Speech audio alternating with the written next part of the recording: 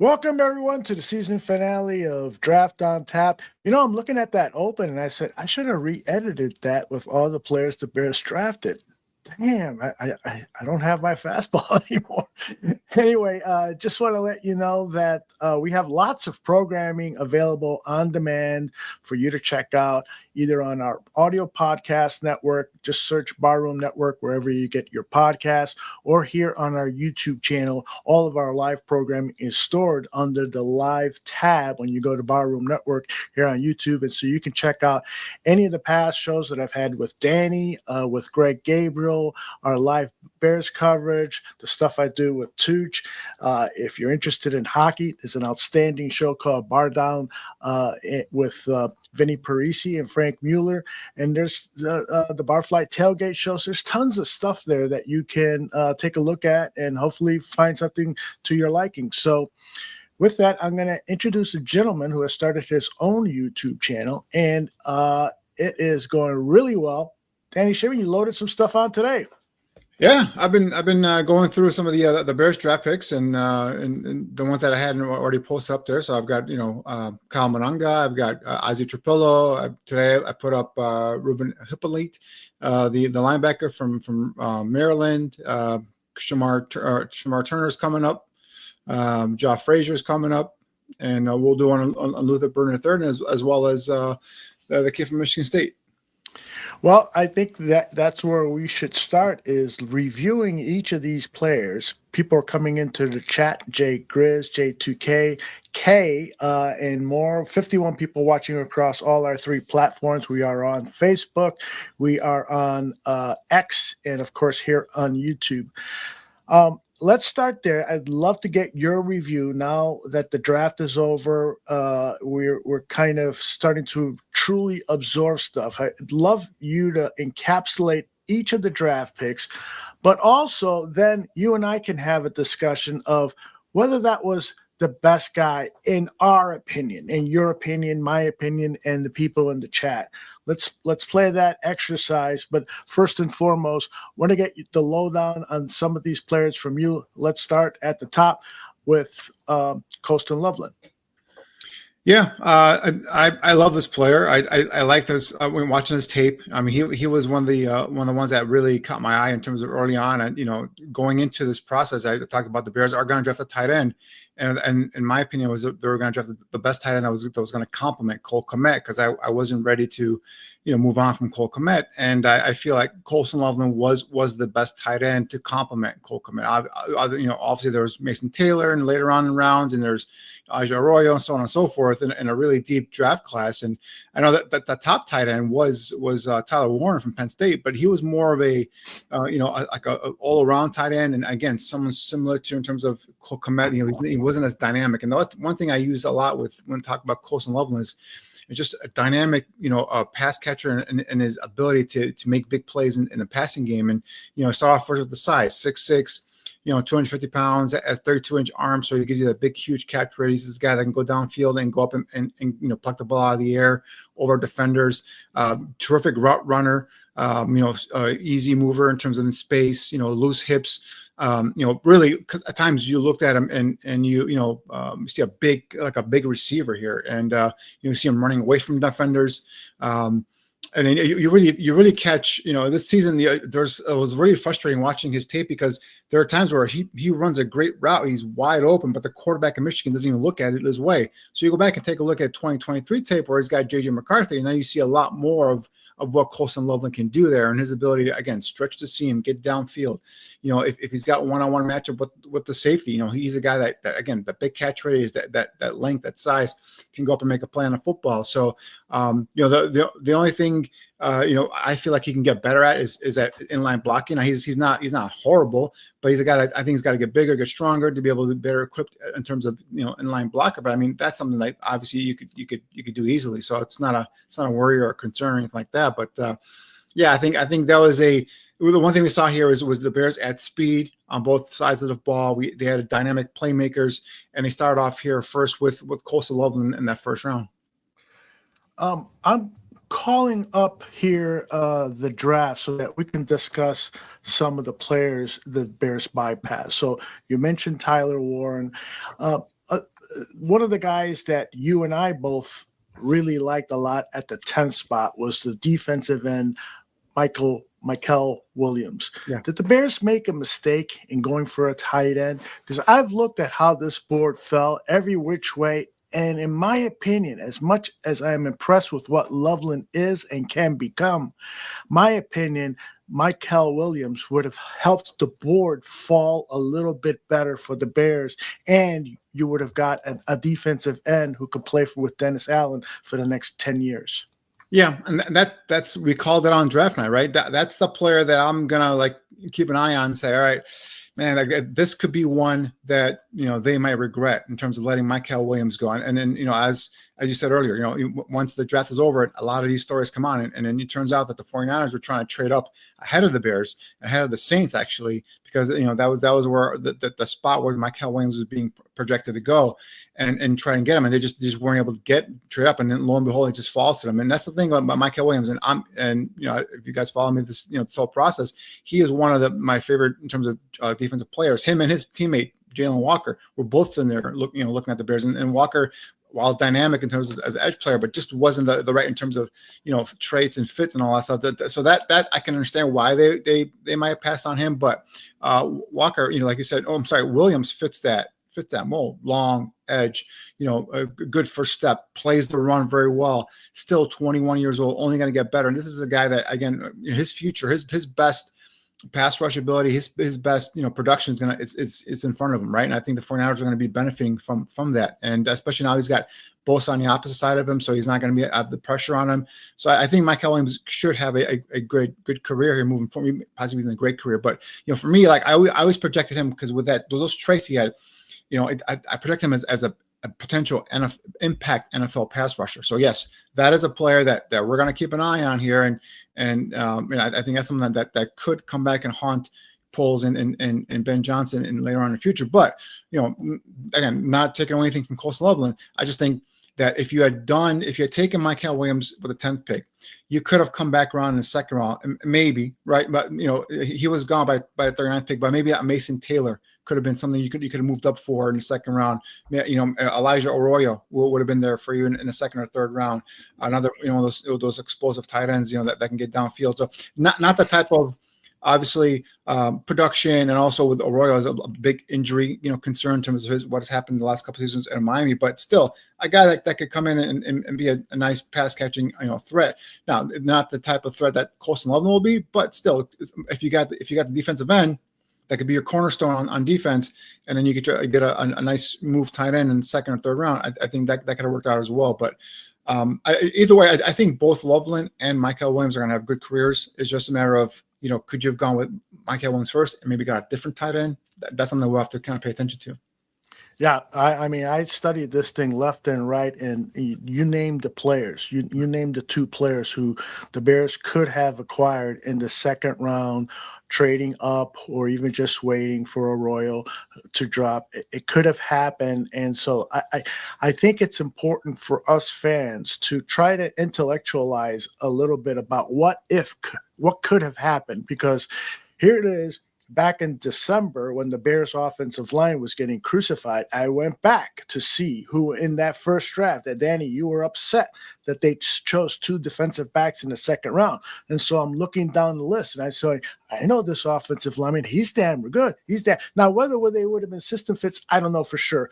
I'm not the expert on that, but that there were some quality offensive linemen, trench players, both offensive and defensive, that they bypassed to attack the defensive backfield. I think that was a mistake. And so I want to try to foreshadow or foresee if they've made a mistake this season. There's two defensive tackles that they passed up that I wouldn't mind at number 10, Darius Alexander and the kid from Walter Nolan. And so those two guys, did we make a mistake? Colston Loveland is going to be a good tight end, but wouldn't it have been better to follow the plan, which is build from the trenches out? Yeah, and I think Nolan could have been possibly there at 10. I think he went 17 or 16 over to the Cardinals, but Right. I think Alexander, you could have, Darius Alexander could have gotten obviously in second or third round because he went top of the third round. But yeah, I mean in terms of Nolan, I mean he could have been someone there, perfect three technique. But the questions with Nolan obviously was consistencies on tape. You saw he had a great season at Ole Miss last year. Was at Texas A&M. And then transfer over to Ole Miss and was really tremendous. He's a ideal three technique, and he was a little under 300 pounds. So they may be something that they looked at. I'm not sure. Maybe the consistencies on tape is something they looked at. Had a tremendous Senior Bowl week, right? And that's where he kind of cemented his first round stock. So yeah, that would have been a fit at defensive tackle. But for me, higher on my board would have been Mykel Williams. So if that's why we were doing the draft, and I said, all right, I'm like, this is Jalen Walker or Mykel Williams right here are sitting here looking at the Bears, and if either one of these guys, I think it would be an excellent selection. And obviously, I think Colson Loveland was the surprise. Everyone was surprised that they went tight end because everybody thought if they go tight end, they go Tyler Warren. But for me, it's like if you're going to go tight end, go Colson Loveland. But if you're going to say you've said that for months, yeah, if you're going to go play other than tight end, it had to be Mykel Williams or Jalen Walker, one of those two guys. So, yeah, that's something that could come back and we'll revisit it. Right, we'll go back like you did, the previous draft and kind of look and see what happened and where it is. And there's going to be some things where you can debate here and there, but I truly do believe that with Ben Johnson here and with the vision he has and how he's going to utilize the tight end, I do feel like Colson Loveland is going to have a successful career here with Chicago. Obviously healthy, stays healthy for God willing, moving forward. But I just Mykel Williams will be that guy that I think we're all going to always go back and say, all right, damn, like the Bears could have had that guy, because I do feel like Mykel Williams is going to be an impact NFL pass rusher. Yeah. Well, and what about Jared Verse last year, right? He was available when we picked Rome Odunze. Now, again, Rome Odunze is going to be a really good NFL player. Could be a great one. But, are we going to build from the trenches or not? Right. And the only thing I think that what saves them now, what saves the Bears, is they invested so much in the offensive line, on the interior of the offensive line. All right.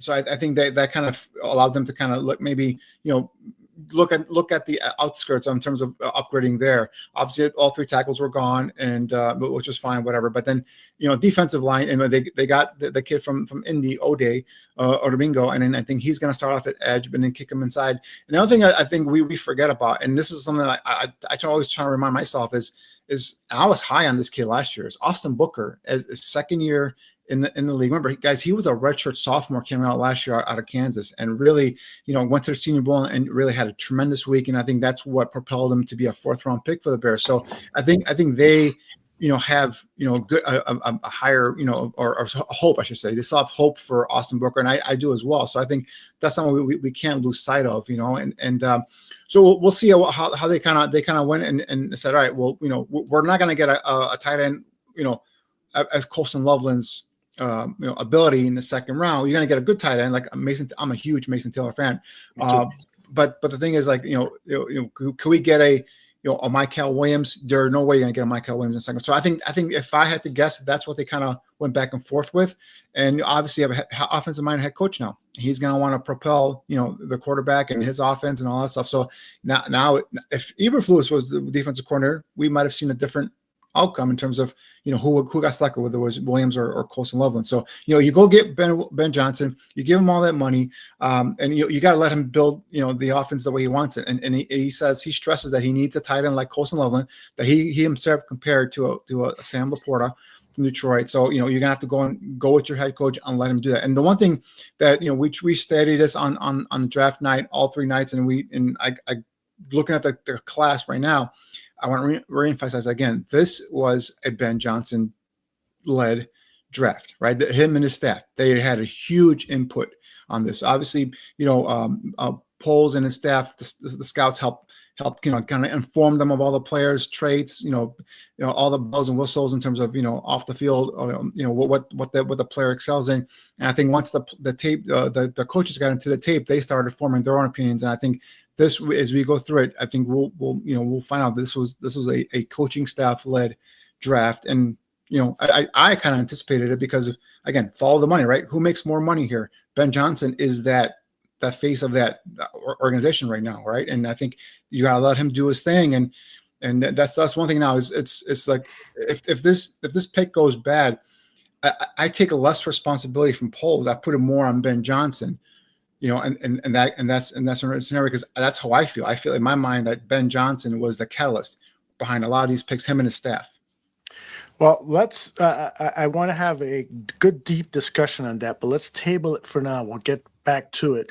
Let's get back to our board. You evaluating players, but before we do that, MC Fact says, Danny, do you know what Loveland's real 40 time is? Because I don't think there is an official Loveland 40 time.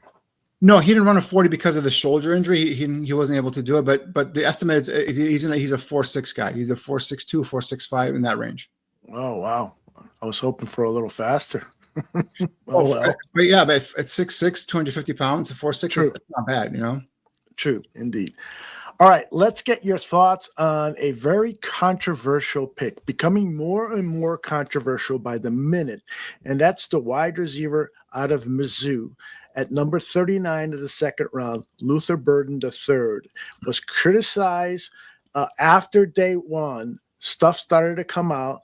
Steve Smith was talking. In fact, I got a clip here. Let me share it with you before you get to your analysis of him. Steve Smith on his podcast was critical of Luther Burden III. Today on the Score Sports Radio, the new hosts of the show, the new afternoon show, they asked Elijah Drinkwitz, Burden's coach in college, about what Smith said. And again, this is Steve Smith and then WSCR. Teams that went to his pro day, and he showed up exactly what some people said he was, which was he wasn't the best version of himself that you want to see and invest in millions of dollars. If he doesn't get the ball when he believes he should, becomes unfocused. Who did that? Steve Smith, former wide receiver. NFL He's got his own issues. He's got his own issues to worry about. I'm not worried about somebody else's opinion about Luther Burden's tape. The Chicago Bears liked the tape enough and believed in it. He's an all-conference player, all-American player. Everybody's got haters and critics. So, I don't really care. So, Danny, as you're doing your evaluation of Burden, if you could also comment on these stories that if he doesn't have the rock, he takes a mini vacation.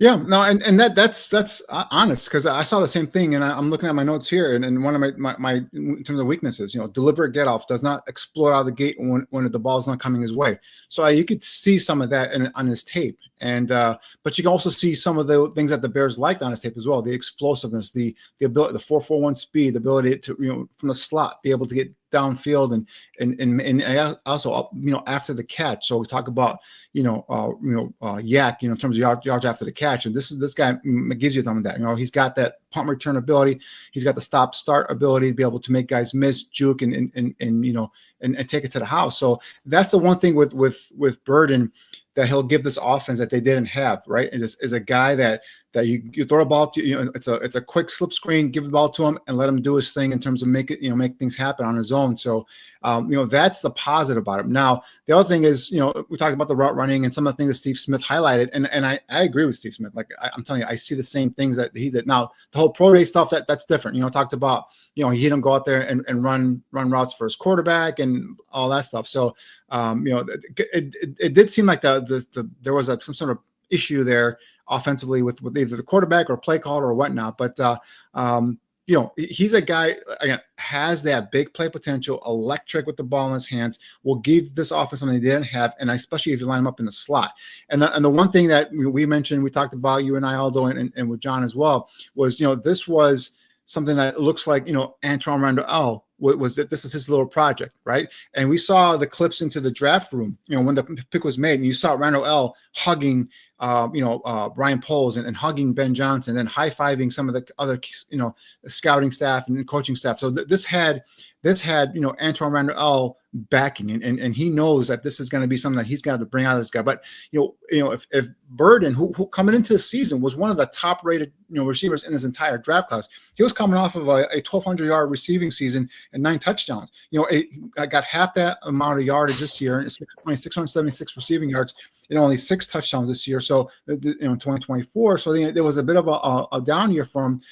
But this is something that Antoine Rondell, I believe, he went there, and just judging from his reaction on that draft cam, that he pounded a table for him, and he wanted Burden, and he felt like, I will get the best out of this kid. And the Bears do. You're going to have a special player. Again, speed, ability to make guys miss in the open field, just adding a different dimension, just similar with Colson Loveland, another guy that gives you that dynamic ability down the football field, and Burden gives it to you as well. So, did I expect him to go? I expected him to draft a receiver. Did I expect him to go early second round with the receiver? But I didn't. But I think that the value on the board was just too good for them to pass up. And the one thing that kind of watching the draft and kind of rewatching it on some of these replays, it's evident that the Bears had targeted, in my opinion, one of those Ohio State running backs. And when both those guys were gone, they targeted Burden right away, and then they traded out of that 41st pick. So I think that affected how they drafted. But the fact that they went Burden right away, I think they had him high on their board. I think with the backing of Antoine Randall, I think that they're confident they're going to get him there. And if one of those Ohio State running backs was still there, I think they would have stayed there at 41 and taken one of those guys as well. Okay, great point. So because you brought that up, now I want to play this video for you from the press conference. This is, I think it's Dan Wiederer asking Ryan Poles. It looks like the running back board got away. An honor roll student with a. That's not it. Here it I is. like the running back board was kind of dancing away from you a bunch of times throughout the last 48 hours. Can you kind of describe the dynamic of that? And is there any sort of human nature frustration that comes with kind of having to dance that dance? Yeah, I've always felt that. I mean, every draft has like just pockets that you just don't fall into. And again, if you're going to be disciplined and you're going to let the board kind of dictate how you do things, it just happens that way. So because of that, you end up in some really cool situations and really acquiring talented players. It might come from a different position that maybe you would have liked to. But at the end of the day, you're increasing the talent on your football team. And I do think you can get into a lot of trouble if you start trying to manipulate things to get into certain pockets where you end up hurting your team long term.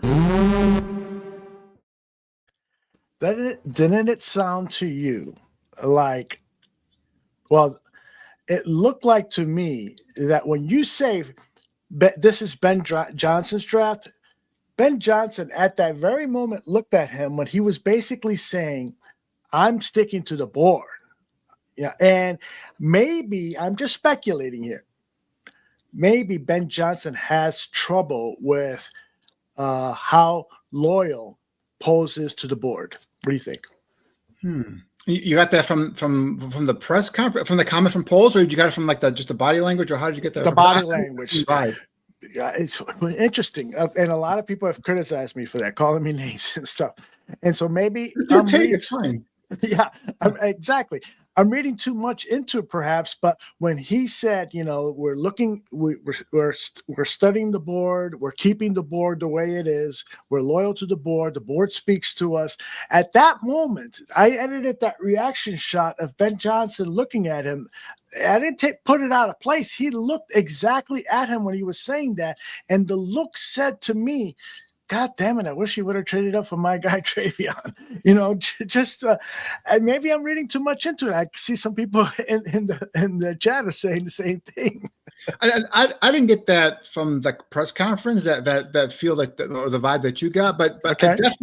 I definitely think that they were targeting running back. Obviously, we all heard the rumors about them trying to go up for Ashton Gentina. I truly believe they were trying, right? Mm-hmm. But they just the cost was just too much. They couldn't afford to do that because they had other things they had to do on offense and defense as well. So I think they tried to do that. I think they were hoping one of the Ohio State backs fell to them, and when they're both gone, I think that's when they're like, all right, let's get Burden, let's get out of here and see where we get later on. What surprised me though, Aldo, and this is where maybe we're on the same page here, is it's such a deep running back class, and you wait till the 7th round to make a selection. Yes! So none of the other running backs tickled your fancy. Nothing. I mean, that's why I don't get you draft a linebacker in the 4th round. there's no running backs there that maybe you could have worked with. And again, we don't know what's going to happen post draft. We talked about, maybe Nick Chubb coming in that started picking up steam after the draft. So that could be something, but again, that's a 1 year, rental kind of thing. And maybe they just agree that none of the other players, the backs that they're in that class, I thought were a lot of talented backs in this class, but maybe none of them just fit right. That's the one question that I couldn't get my finger on in terms of, none of these other backs tickled your fancy up until the 7th round. So that's the kind, but definitely I'm pretty sure, obviously not 100%, but I'm pretty sure obviously they're trying to get Genty. But I think those two Ohio State backs were sitting there, and maybe that's the regret they might have, is maybe like, let's go get them. Maybe there was a trade and they could have jumped somebody and he didn't pull a trigger on that trade. That could have been something maybe. But once those 3 guys were gone, Genty and the 2 Ohio State backs, it just, at least for me, seemed like they weren't interested in anybody else, because they didn't even try to bring anybody else. I mean, again, a 4th round, it was a 4th or 5th round where they traded back down with the Rams. And I was trying to see what 2 backs went. And this is just us speculating, right? Sure, exactly. Tune from Virginia Tech went, and then Cam Scatterbo, your guy, went to the Giants, and then the Bears traded down. So right. Do you want to assume maybe those guys were looking at? But again, if you're looking at Cam Scatterbo, if you're looking at Tune, both guys, are productive last year, but both guys had, ball security issues. Like I don't get like why no other back would have worked, for you. So I don't know. Maybe the board had those 2 guys higher than whoever did. This is why I wish I was a fly in these draft war rooms. Oh my gosh, I would pay. I just sit there and listen to the talk and the points and the strategy and the back and forth. And, was Eric Bieniemy not fighting pound on the table for any of these guys? Could he have been like, what? I'm not, any of these guys are not something I'm going to sit here and pound the table for. And it's like, oh, let's go get this, So a lot of things we could talk about, but I didn't get the vibe you got, but I definitely got the vibe that they wanted either Genty or those 2 Ohio State backs. And once they're all gone, they kind of just ignored it, at least in my opinion. Yeah, it was it felt like it was a bit chaotic in that draft room. And I started laughing when you brought up Bieniemy, because, he's got this reputation of being really, really tough on players. I wonder if he was in draft meetings and he's swearing and pounding the table, you better effing get this guy at running back and blah, blah, blah. My mind went out of control there. But to your point about – go ahead. Please. Sorry, the one thing about the board, the one thing that they both said, both Johnson and Poles, they both, the coaching staff and the scouting staff, set the board together. So they're all in agreement on the board. Exactly. So, yes. So if there was a preference by Poles on a certain player or players, you would think that's all evened out and there's some sort of compromise before they go into the draft, right? They set their board where everyone's in agreement, everyone's to talk. They're all right. This player is this player, this spot, this player is this spot, this player is spot. So if you're sticking to your board and you're going off about what the board says, remember, you guys all, came together and put this board together. So that's why I think they maybe that I don't buy that part of it, but yeah, definitely there's 3 backs that I know they wanted, and once they didn't get them, they were like hands off for some reason. Brandon, I got your question. I'm going to store it because we're going to go down sequentially, numerically, whatever, down this board. And the next player is Ozzie Trapilo, the offensive tackle from Boston College. I think you mentioned his name in the very first show that we did this season, Danny, and I know that you've done more work on him since then. What do you think about Ozzie Trapilo now that you've gathered all this information? Yeah, at that point in the draft, as I'm going through this exercise, all right, who would I rather have here? Who would I rather have there? Blah, blah, blah. When we get to the Ozzie Trapilo pick, that's the guy I wanted at that pick. And mainly because you needed someone that can come in and compete, in my opinion, compete at left tackle next year. And Trapilo was, at least for me, was the last remaining guy. Now, you say, oh, Danny, you just said left tackle. Yeah. Trapilo played left tackle his first 2 seasons at Boston College. His last 2 seasons played at right tackle. Now, I posted a scouting report on Shimon Draft Scout on Trapilo. I posted clips of him playing left tackle, and I posted clips of playing right tackle. And I obviously, when he's playing left tackle, he's a sophomore, right? So there's more development here at the last couple seasons. And the one thing I look at Trapilo is he's a technician. This guy he doesn't have all the, the athletic traits that you look for premier tackles in the league, but he's got the size at 6'8", 316 pounds. Our arms are not great in terms of length, but they're 33. They're doable. But he gets to his set spots on time. He has a knack in terms of being able to just square up the defensive alignment and just kind of lock him up and not let him get past them. Or if they do get his outside shoulder, he does a nice job of just using their momentum and then riding them past the quarterback in the pocket. So again, this is, I think, someone that they needed to get. His experience at both left and right tackle makes him, in my opinion, a valuable piece, because going into next season, obviously we know left tackle, it's a big question mark. Braxton Jones with the injury, he won't be available to play until mid-August sometime. Not talking about getting into the preseason. Karan Amargaji, I believe, like, he's got a clean slate. He's coming in, he's being judged by this new coaching staff. We'll see how that goes there. But you needed someone to compete there. The one thing after watching Trapillo's tape and after scouting him and producing my report, I'm confident he will be starting for the Bears next year at tackle. Which side? I don't know. That's the key. If he goes in and he kicks ass in training camp and he proves that he can play left tackle, I think he's a starting left tackle for you next year, right? Ahead of Karan Amargaji. That's for me. That's early on here. What is it? April 30th. I think that's because that's how I feel like his technique, and he's just sound in terms of his pass blocking ability. Now, if they feel like, he can't handle left tackle, and I know Dan Rochard talked about, in terms of, higher, taller tackles have a tendency to lift up, pad levels and play, more in terms of, bending from the waist and get elevated, lose leverage. He said he's going to work on that. So, hopefully that's the case, and he can get him, to play with better pad level and keep his knees bent on a more consistent basis. But I'm telling you, this kid's going to start next year for the Bears. He's going to be a starting tackle. I just don't know if it's going to right side or left side. Now, obviously, if it's on right tackle, that means that they've done the thing that you and I have talked about, and I think we both agree that it's not the right thing to do, because you're hurting possibly two slots. They'll probably move Darnell right over to left tackle if that's the case. So, but this kid is a guy that with this pick, I think was the pick. There was no one else there I wanted. The kid that went earlier to Houston from Minnesota, Ursay, I think we have all talked about him on draft night. He's not someone I was high on in terms of, athletic ability, in terms of, how he's a guy I feel like he needs a lot of work project in terms of, he's got good length, good size. But it's got, for me, his body was just way out of shape. He's got to, work on that there. He went to Houston earlier, but I think Trapillo for me is a sound, very, very good pick. He's a second round pick, 56 overall. That means starter. That means immediate contributor. Whether left side or right side, I'm not sure, but he's starting next year. One of the things that you said, Danny, and I caught it, and Kay did as well. He only had one season at Boston College where he was left tackle. Two. Freshman and sophomore seasons. Why am I not seeing that in Dane Brugler's or Ozzy's? Yeah, he's at 36 starts. He came as a left tackle. He started playing left tackle, and then he started as a sophomore at left tackle. So maybe that's where the confusion is. But he played left tackle, and then Bill O'Brien was on the score. I believe it was yesterday, and he said that the reason why he switched him from left tackle to right tackle was because the kid they got that's probably going to come on next year is that he is a left-handed player, and he was more comfortable at left tackle. I forgot the kid's name, and so Trapillo, being the teammate and the team captain, said, "I'll move to right tackle because I'm comfortable with that."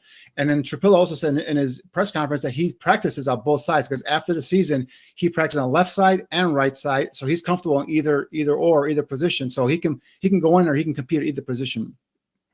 Thanks for clearing that up. That's great news. And J2K says that you are correct. So there's confirmation there. Cliff Victoria says he loves Trapillo's footwork. He also says that camp is really going to decide, who's going to play and where they're going to play and so forth. And Braxton Jones will start camp at a disadvantage because he hasn't had an off season where he could weight train and so forth, because he's been rehabilitating his injury. And so he could be behind the 8 ball. Any situation, any way that you see Braxton Jones not on the roster, whether he's traded for a 7th round pick or just loses his job, and maybe because of injury, they don't want him anymore. I don't honestly. I think so. Worst case scenario, because this is what they're telling us. They're telling us that he's to be back on the field in August. That's preseason, right? So that tells me there's no way this kid can go in there and compete, in my opinion, at least for a left tackle, unless they're just giving him the job. And from what they're saying, it's the best 5 guys out there. So you're gonna have to go out there and compete. So that's why, to me, Braxton Jones, if he's not the left tackle, he's not starting. To me, he's your swing tackle. He's your veteran swing tackle. I believe in the last year of his contract, at the very least, we can have him there as a veteran who could back up either side, and we can, move on from there. So, because again, with Karan Bagaji, he might be more of that developmental kind of prospect.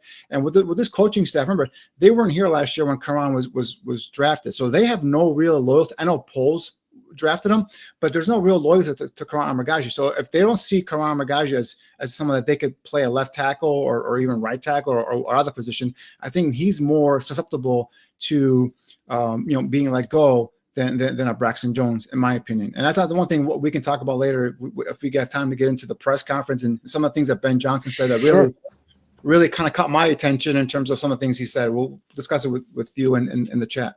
Sounds good. Shamar Turner, third round pick number 62. A little bit of a surprise. We didn't hear his name much during our draft research period. Not that we didn't do any work on him, but he was a little bit of a surprise to the Bears.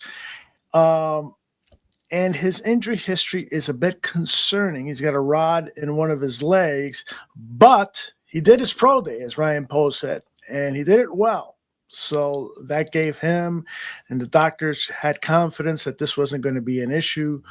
Tell me what you know about Shamar Turner after looking at more tape of him. Yeah, and the one thing with Turner is he's a guy that 2 years ago, 2023, was playing defensive end, and so they play a 3-man front. So he was playing more of that 5 technique at Texas A&M, and he had a productive season. He had 6 sacks, 11 tackles for loss. So again, one of these other guys that was coming into the season as one of these better prospects at the position. And you put on his tape, and the one thing right away, kid's a twitchy, athletic, defensive tackle. He's a guy that plays hard. Mortar runs 100% all the time. And again, shows some of that ability to get up the field. The one thing he wasn't utilized in a way at Texas A&M, in my opinion, to go up the, attack a gap, get upfield and press and kind of, get after the quarterback. I think a lot of times his first step was lateral. It wasn't vertical. So I think in this scheme, I've always said, grade the flashes of a prospect, and when he flashes, again, he shows that twitchiness, the ability to get up into the gap with a swim move or that first quick step, and he can impact the running back or the quarterback or whatnot. And then when you grade that, you see what they see in him, right? And you see the athletic ability to be able to flow down the line, moving laterally. And again, some of the sack numbers wasn't there this year. Only had 2 sacks as opposed to 6 sacks last year. But again, he put on more weight. He moved inside. It's because they were able to get Texas A&M was able to bring in Nick Scorton from Purdue, who then he was playing defensive end. So Turner moved inside.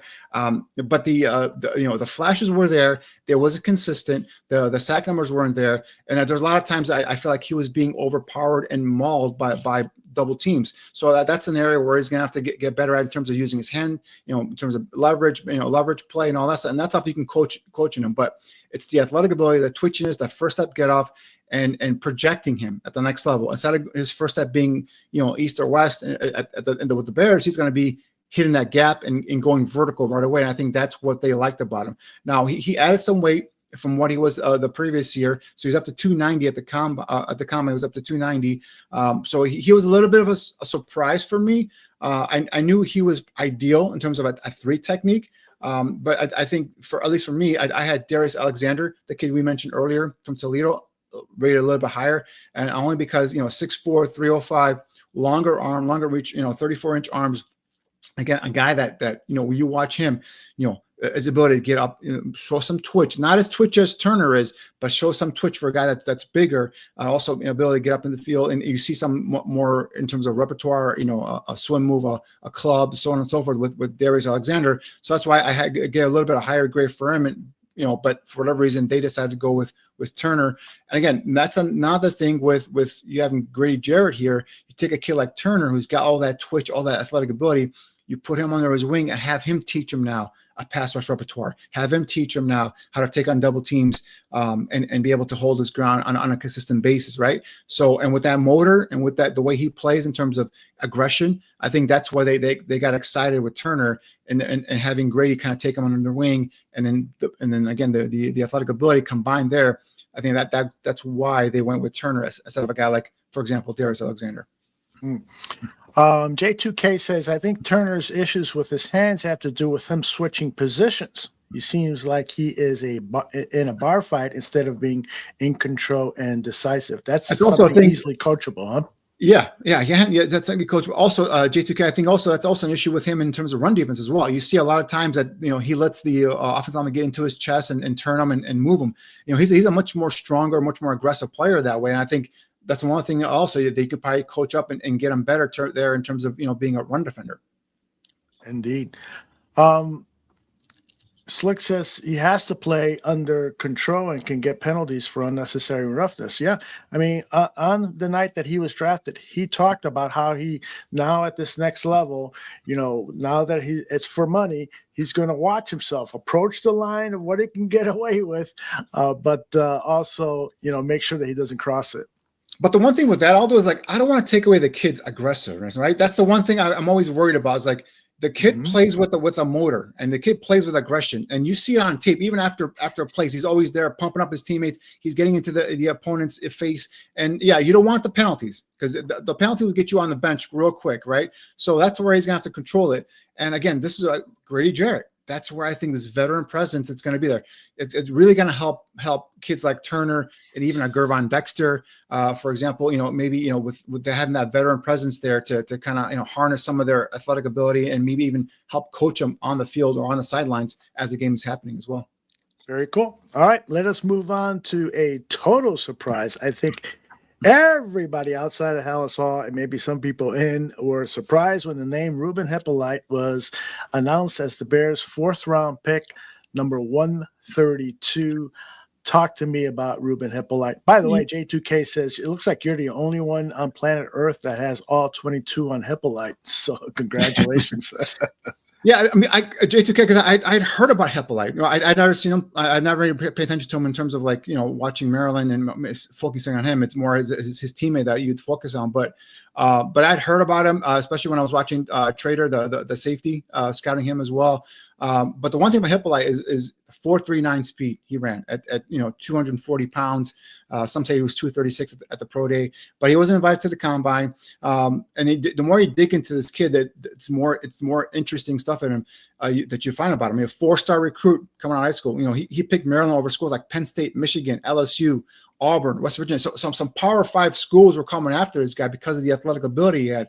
4-year starter, a team captain in 2023. This is a guy that makes the defensive calls. You can see the captain in him, if you will, being able to line guys up and going after the quarterback. Now again, his name to fame or his game is all based upon speed, right? And what do we hear about the Bears wanting in terms of linebacker? They want to add some of that some linebacker speed there. And the one thing with him is he shows good in terms of instincts, ability to kind of sniff out key certain plays and get that a little bit of a step there.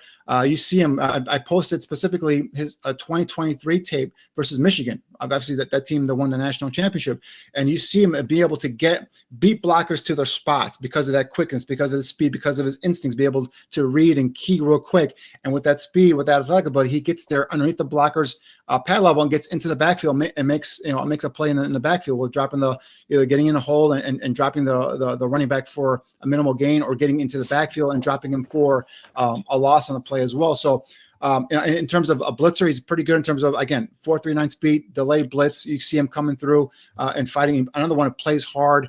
I mentioned team captain already, so you get that out of him.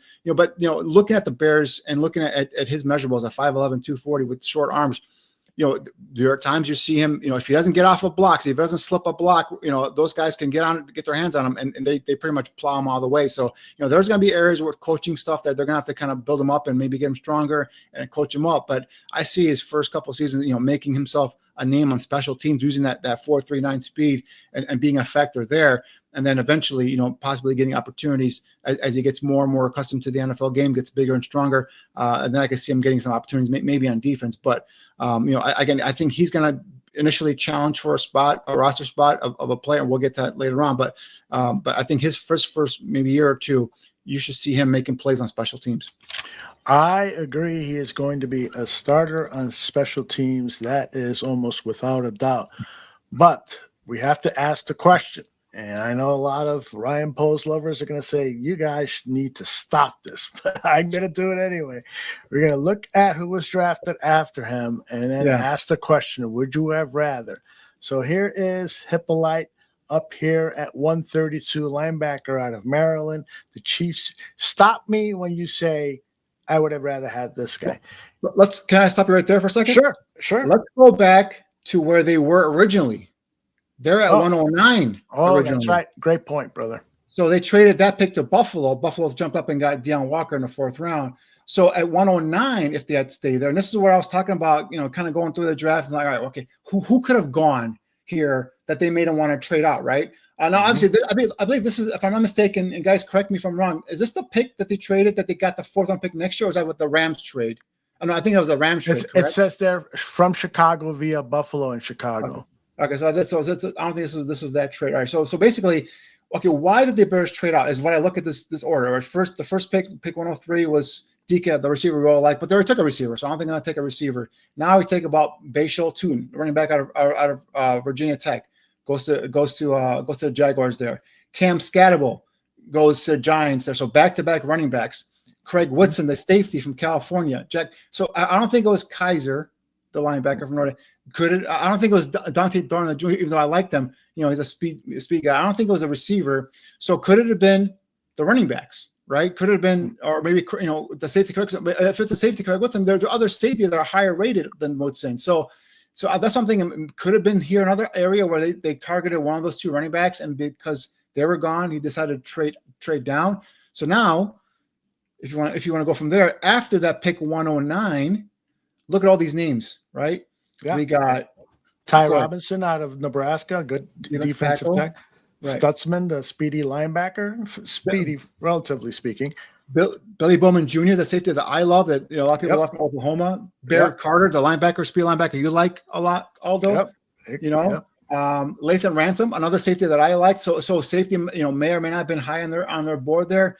Jack Sawyer, you might not have fit in terms of traits there for them. So all these guys, Dylan Sampson, another running back candidate, gone.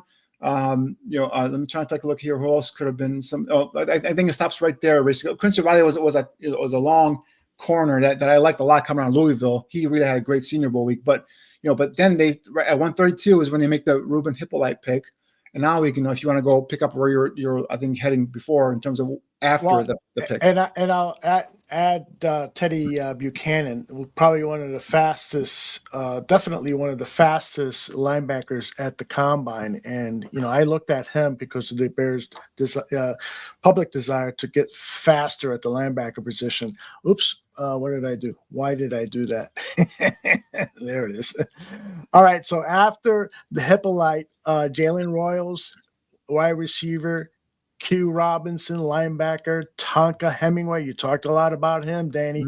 And you also talked about Alik Ayomanor, the wide receiver out of Stanford. You talked about Joshua Farmer and Jordan Watkins and Tyree and Ingram Dawkins. All these guys you did in detail. Carson Vincent from Alabama A&M, Riley Mills, with a lot of us know from Notre Dame, Jordan Phillips, Shadur Sanders, Mac McMillian, and Brady Swinson, who's probably the guy that I would have gone for here. But any of these names, Jaden Blue, any of these names, DJ Giddens.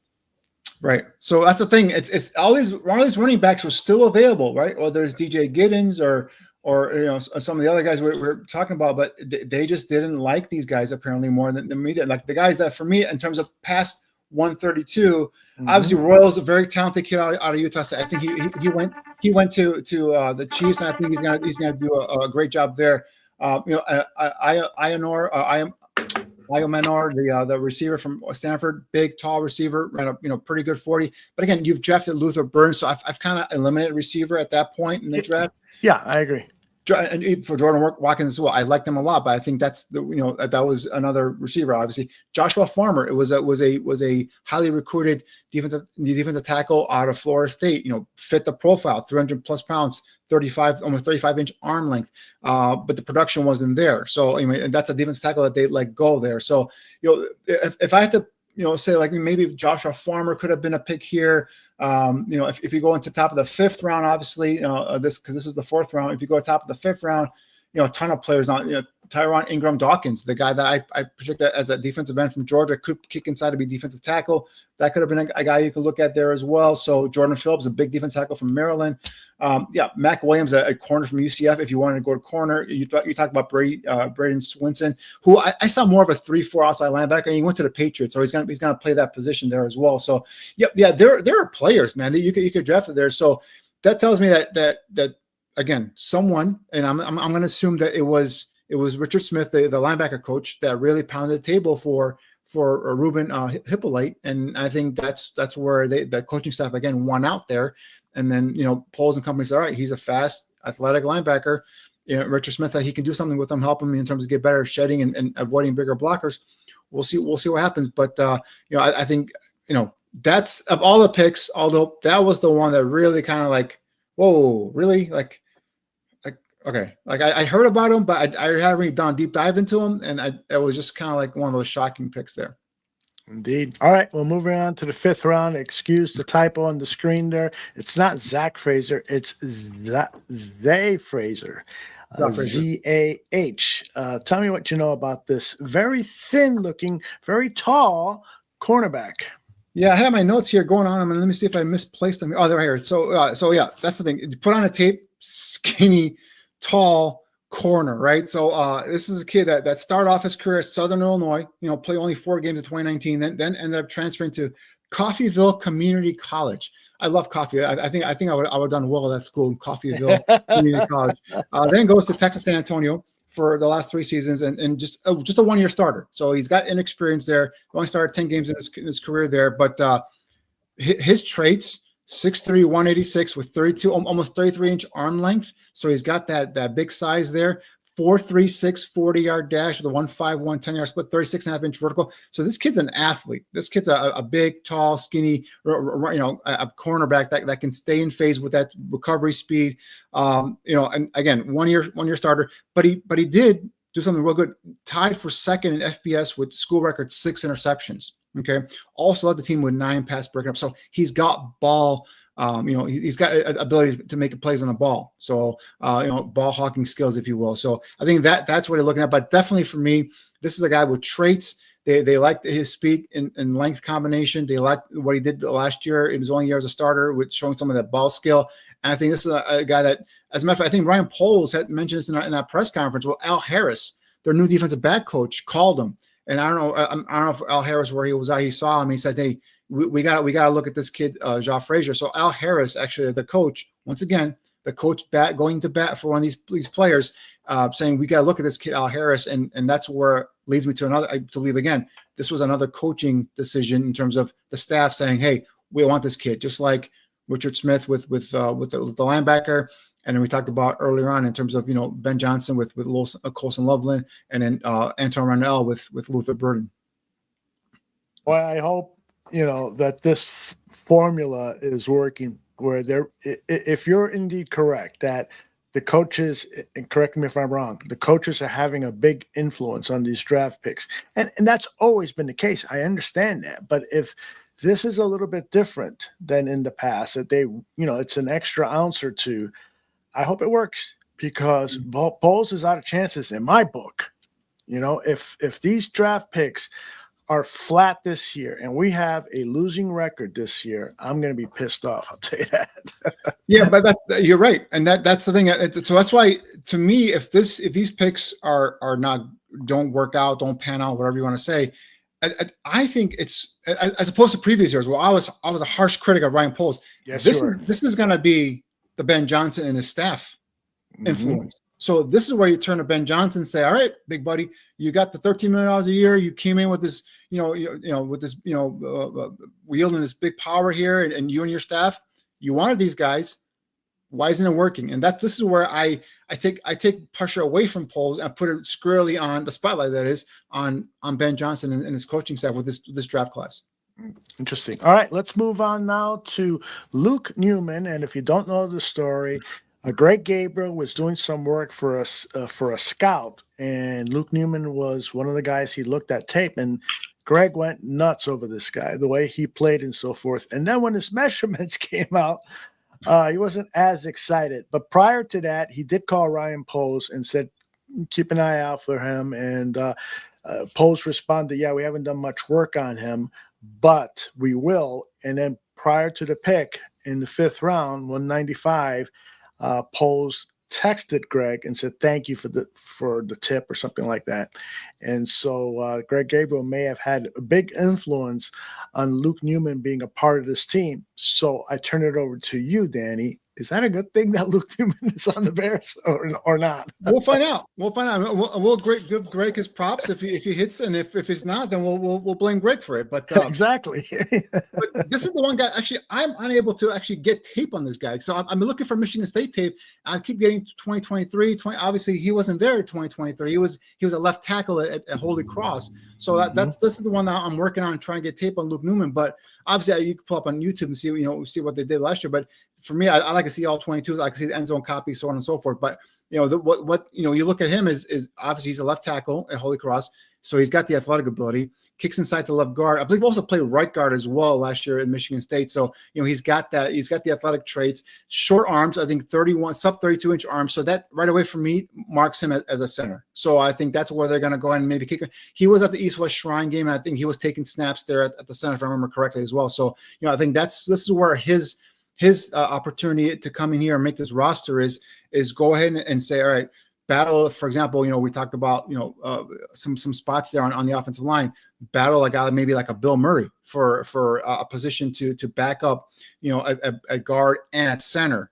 So I think this is, or maybe Doug Kramer could his position could be something where if Luke Newman comes in and shows he can play center, Doug Kramer can become expendable because Newman can potentially play 2 positions just like Kramer as well. So we'll see how that goes. But yeah, this is a guy that I'm looking forward to getting some hands on some all 22s so I can break him down. And when I do, I'm going to post it on Shipman Draft Scout. But yeah, athletic ability, and then I caught a bit of Greg on Saturday, said that he's got a mean streak. This guy plays with a nasty temperament. So obviously offensive linemen and temperament, if they're nasty and they're offensive linemen, I usually tend to love them. So we'll take a look. And once I got my hands on tape, I'm going to post a report on Luke Newman.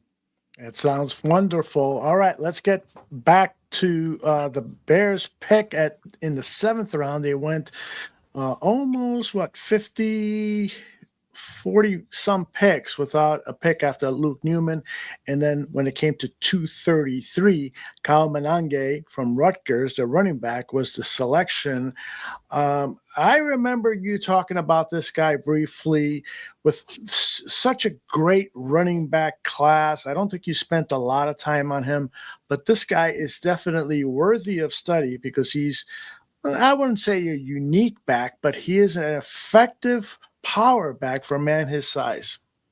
Yeah, so you put on Rutgers tape, and I was actually he first caught my eye. I was watching Dante Trader Jr. Maryland playing against Rutgers, and then this back was running through the Maryland defense, and I'm like, who is this guy? Manange. Look him up. 5'8", 209 pounds. Very productive back in the Big Ten. Had the 1,200 yards his junior campaign, 1,262 with 8 touchdowns. Last year, over 1,279 with 13 touchdowns. So he's got 21 touchdowns in the last 2 seasons alone. So a 3-year starter, a 2-time All Big Ten, led the Big Ten Conference in rushing in 2023, a 2-time team captain. So how many times have I said the word team captain? Trapillo was a team captain. Hippolyte was a team captain. And this kid here is a team captain. So obviously, bringing in some of these guys with a high football character, and you put on his tape, and he is what it looks like there. He's an in-between the tackle, downhill thumper. He's a guy that, could struggle, bouncing runs to the outside, just may not have that foot speed, that quickness to take the edge. But of course, here you put on a highlight here where he's running away from the entire defense there. But yeah, I mean, he's again, talk about that inside zone, outside zone, power gap scheme. This guy can run all those. He fits all those schemes there, right? So he's a guy that has patience. Runs his shoulder square to the line of scrimmage, allows his blockers to go ahead and set up and block. And the one thing when you're scouting running backs, the first thing you want to take a look and see, how patient are they? Are they always up the tail of their blockers and really kind of getting themselves in trouble, or are they patient enough where they let the blockers get upset, and now you use your vision to go ahead and cut off of your blocks in front of you, and then and that's what Monangai does. He's a guy that again kind of drags it out, runs against shoulder square to the line of scrimmage, sees an opening, and then it gets in there. So again, his burst speed is not going to be his calling card. But there's on the game film I posted, and he ran a huge run against Maryland there as well. Gets in the open field, gets caught at the 1 yard line. But again, he's a guy that will make his money in between the tackles. So 4.6 40 time at the combine, not great, but what he does is he'll get those short yardage situation carries. He's a guy that's going to come in and it's just perfect in terms of the way he runs. A lot of guys are kind of comparing him to Isaiah Pacheco, who also came from Rutgers, also runs really hard. I think Pacheco is a little bit more quicker and shiftier than Monangai, but Monangai is probably more powerful. He does a great job of lowering his pad level and running behind his pads and finishing runs. So you're going to love that. So that's why I say anything like short yard situation, I think he comes in there, and I think he could potentially be someone. I mentioned in my summary or my scouting report, I think he can come in and challenge Roshan Johnson for those short yard carries and short goal line carries, so on and so forth. So we'll see how that battle goes there as well. By the way, I apologize for people tuning in, hoping to see an interview with Kyle's college running back mate. And now I'm forgetting his name, Antoine Raymond. Antoine Raymond was going to join us, but something happened at the last minute with the communications department at Rutgers, and so we'll try to reschedule later on down the line. But Kyle, very effective, as Danny said, at Rutgers, and I have actually a little bit of video here that I think people will get a kick out of. This was a portion of the recruiting tape that Rutgers put on YouTube when it came to Kyle. An honor roll student with a 3.9 GPA focusing on studying economics in college, Monangai hopes to crunch both numbers and tacklers at the next level. So he got a lot of offers from Ivies and all that stuff. Yeah, all the Ivies. He always reminds us about Harvard. But he wanted a program that had a serious football program and academics. So Rutgers offered him the best of both worlds. It means a lot. Representing your home state. I'm big on representing where I'm from. I'm big on doing great things where your roots are. And playing for Rutgers gives me that opportunity. Here's Monangai in the carry again, running left, and he is in for the Rutgers touchdown. Love it. Super smart guy, and a super competitor. Like you said, he's captain. Couldn't think more than about this guy. He's going to fit in really well in this clubhouse.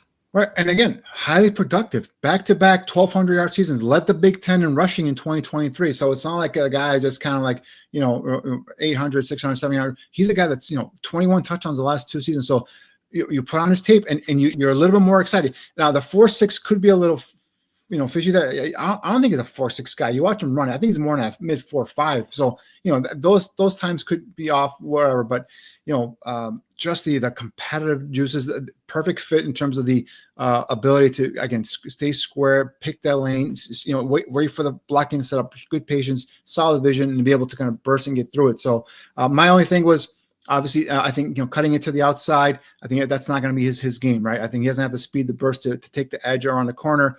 At the NFL level, but that's why you have a DeAndre Swift, right? So that's a different type of back. So I think it's a nice compliment. Why have to wait till the 7th round to go ahead and pick a running back? Is it something? It's a fair question that we can all ask. But I think they got a guy that has a chance to come in here and a make the team, and B, also you could see him play on Sundays. Indeed.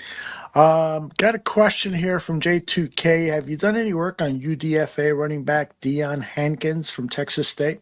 Not yet, J2K. I've been trying to get my hands on some tape for him as well. I've earmarked a couple of the other undrafted free agents that I've already got some tape on that I'm going to break down as well and post something on Shipman Draft Scout. Has J2K gotten tape of Texas of the kid from Texas State? Yeah, let us know, J2K. We'll take care of you. Take you out into the back room. Take care of you. Bring your tape. Indeed. All right, so those are our picks. Let's talk a little bit about the press conference. I played a clip earlier about Post talking about how he was married to the board, so to speak. And I truly believe that when a team, at a certain point, a team should start deviating from the board in some cases. Whether that time has come for the Bears or has passed for the Bears, I can't say without giving up more thought, but I was a little disappointed with his answer about how strict he is to the board. Now, I went and looked at the press conferences from every one of the NFC North teams, and they all said the same thing: the board. We listen to the board and so forth. So apparently there's some relationship going on here with the board that I can't account for. You have any thoughts about whether Poles should maybe not pay so close attention to the board? Well, in scouting and also in drafting, it's always, you'll hear probably every GM talk about the board, this how it's set up, and so on and so forth. And I think that's paramount because every team's going to have a different board, primarily because it's a different staff, it's a different type of that type of scheme they run, and they're all looking for different things, right? So a defensive lineman for the Steelers is going to be different than the defensive lineman that Dennis Allen's going to want here. So every team sits there and sets their board up. So I think that's why you hear every GM say we stuck to our board and we stuck, and then even though they picked a player that we thought was lower in our board, and so on and so forth. So it's important, it's paramount that you sit at board, you're confident in your rankings as a personnel department, as a scout, as a coaching staff, and that now you got to go through the draft. That's why when we were talking earlier about the running back and maybe Johnson being a little miffed about not taking a running back early on. This is them, all of them, setting that board. So if he's going to stick to the board and Paul sticks to the board as well, it's their board, right? So, and in terms of deviating from the board, that's typically where you have problems. That's typically where you get certain busts, right? If you say, all right, this player A is my highest rated player right now, but he's, say, for example, he's a safety, but you need a linebacker, and you need a linebacker really bad. Well, you could potentially be giving bypassing a safety that could be a Pro Bowl safety for a linebacker that's only going to be on special teams. So we won't know how that all plays out until everything comes to fruition. But we'll never see their board, obviously, and no one's ever going to tell us the truth in terms of, this player so-and-so was higher on our board, but we picked, this linebacker because our coach wanted this linebacker, and we said, all right, we'll get him for you. But, they're never going to come out and admit it. But that's typically where the mistakes happen. That's typically where you get busts. So hopefully they stick to your board. You set a good board, collectively, and you stick to it, and you just fill in. That's why, when everybody's saying, "Oh, we need an offensive tackle." Yes, they need a left tackle. But for me, if they went, for example, I've been, evident. I think Aldi agree with me. Kelvin Banks Jr. was not, for me at least, a top 10 player. So at number 10, if he's sitting there, and so is Colson Loveland, so is Mykel Williams, so is Tyler Warren, and they pick Jalen Walker, and they pick Kelvin Banks. To me, that's a reach, right? To me, it's a reach to fill a need. Now they'll say it's their board that's he was the highest rated player on the board, and maybe they're telling the truth, but we don't know that. But see, that to me is a reach, filling a need, as opposed to going for getting the Mykel Williams or getting the Colson Loveland or getting a Tyler Warren, a higher rated player. That's where you can fall into some trouble, where you reach for a need instead of getting the higher rated player. Good stuff, Danny. All right, let us talk about a moment in the press conference. Danny, you wanted me to pull this tape because you wanted to comment on it. This is Ben Johnson being asked, get all these weapons. What are you going to do? Listen, we talked about it. The moment the players got back in the building, call it 3 weeks ago now, it was going to be a competitive environment. There is no depth chart right now. If you want to play, you got to go earn it. If you want a role, you got to go earn it. They know that. So we were very straightforward and honest with them when they came into the building. I think all we did this weekend was we might have just turned up the notch, just a couple of dials for certain people in the building. So that's a good thing. That's a healthy thing. That's where you bring out the best, not only in your team, but in each individual. So what I'm going to be curious to see is what guys look like when the ball's not in their hands on offense. Okay. Yeah, you're right. We have a lot of weapons. And so how are you going to run your route when you might not be number one in the progression? Okay. How are you going to block for your teammate when he has the ball? Because if you do those things right, then as a coaching staff, we're going to want to get you the ball a little bit more. So it all ties together. It all goes hand in hand.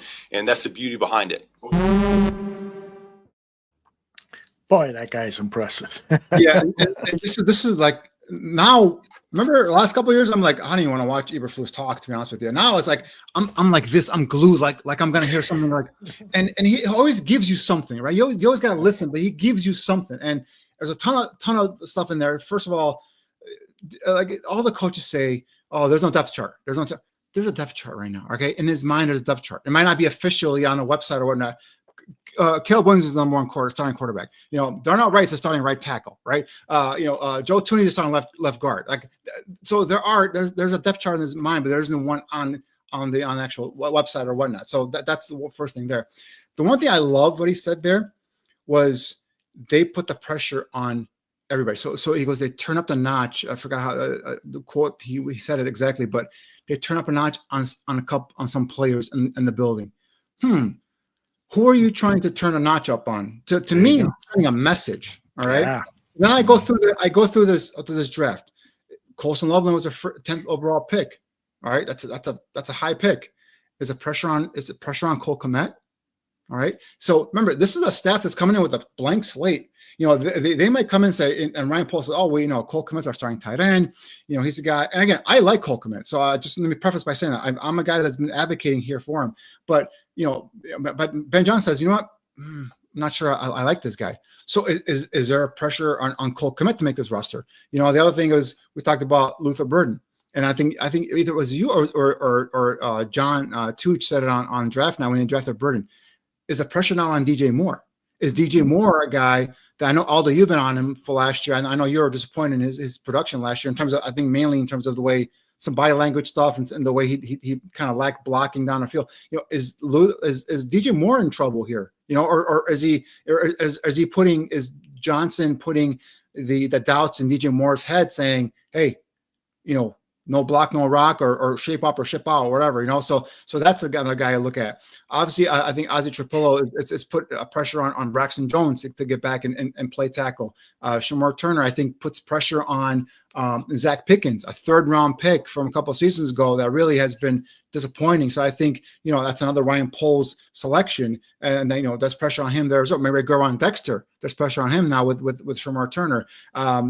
Every one of these picks, I think, the kid, the Hippolyte, the linebacker, Sewell, the linebacker from, the backup linebacker, maybe there's pressure on him now, and so on and so forth. As you go down this list here, Manangai, the running back, Roshan Johnson, they might not like Roshan Johnson. So I think Manangai has a chance to take snaps, even maybe a roster spot from Roshan Johnson. So that really caught my eye. And I think he's setting this up to be, a very, very competitive, a very high intensity training camp. And I think, if you're a fan that you like going and watching, training camp, during the summer times, this might be a training camp you might want to go see, because I think everyone's going to be feeling that pressure. No one's going to know exactly where they are. Obviously, if I'm Cole Kmet, I'm a little bit nervous, right? The top 10 pick comes in my position.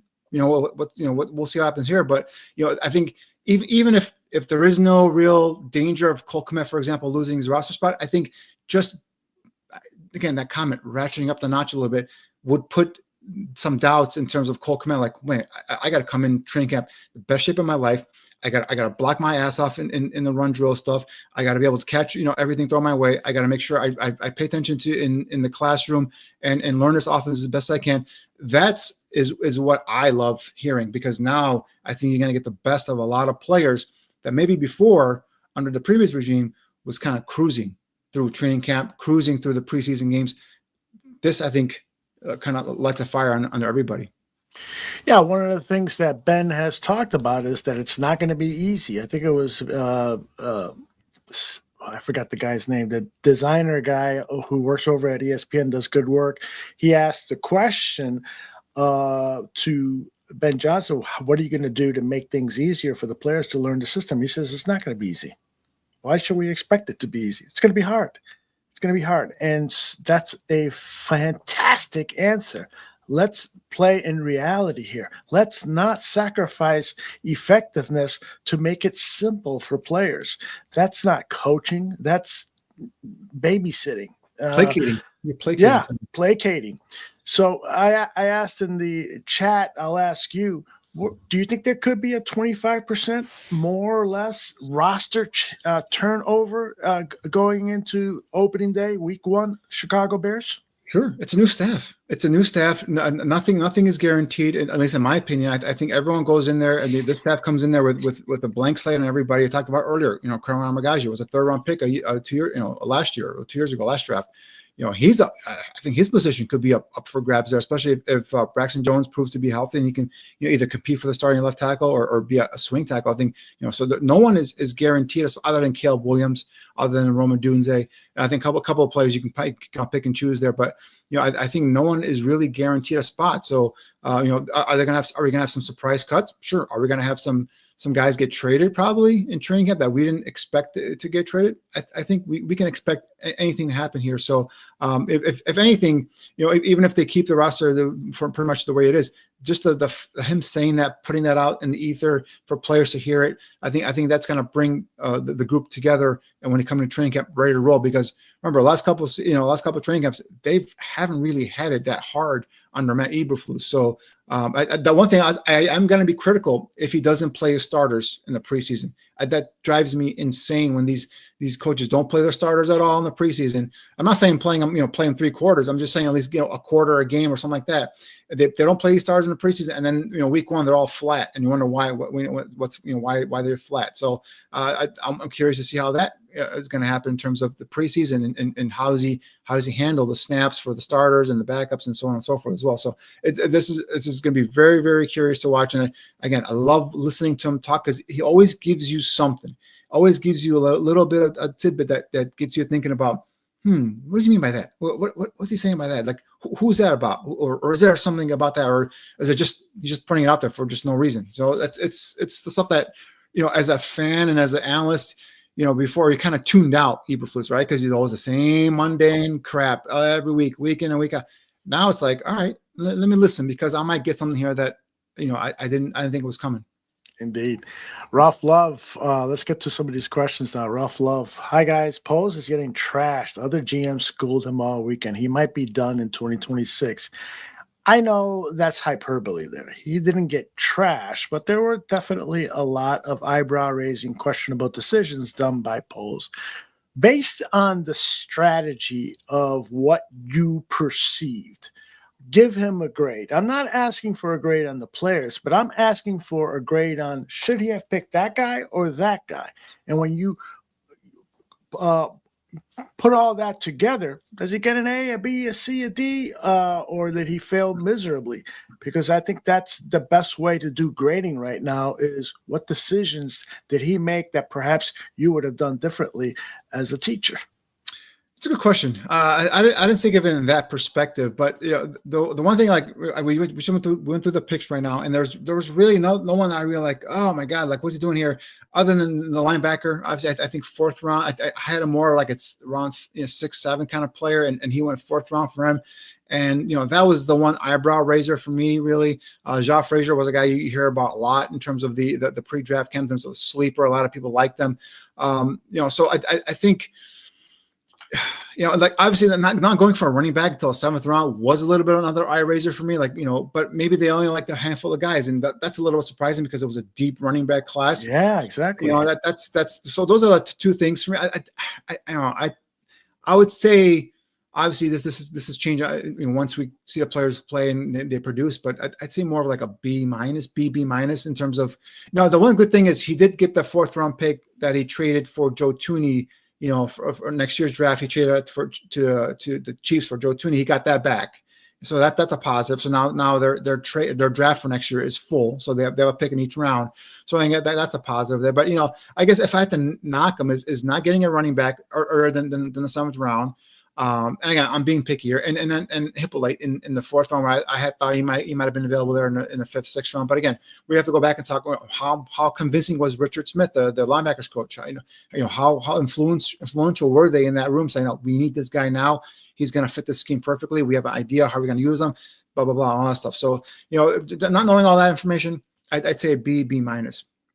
I heard some criticism on the radio today about that acquiring that fourth pick from next year. I think it may have been Hogan John's podcast, and the importance that he placed on getting that fourth round pick from next year. Is that really a good decision? Shouldn't you have used the resources to, pick higher by not trading, acquiring that pick? In other words, using your resources this year so that you can truly jumpstart the trenches as opposed to acquiring a pick for next year. I kind of buy into that.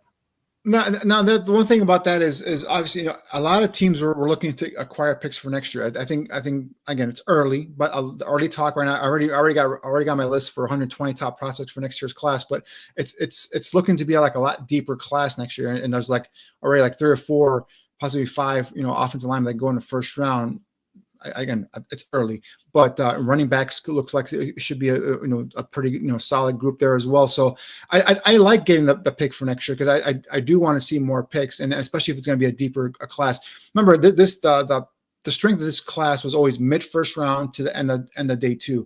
And I think once you got into that area, I think now you're looking for trades. You're looking for guys that might have fallen through the cracks. And I think they picked that guy, a linebacker with traits in terms of speed. They picked a corner with size and length, and very very raw, but also had some ball skills there as well.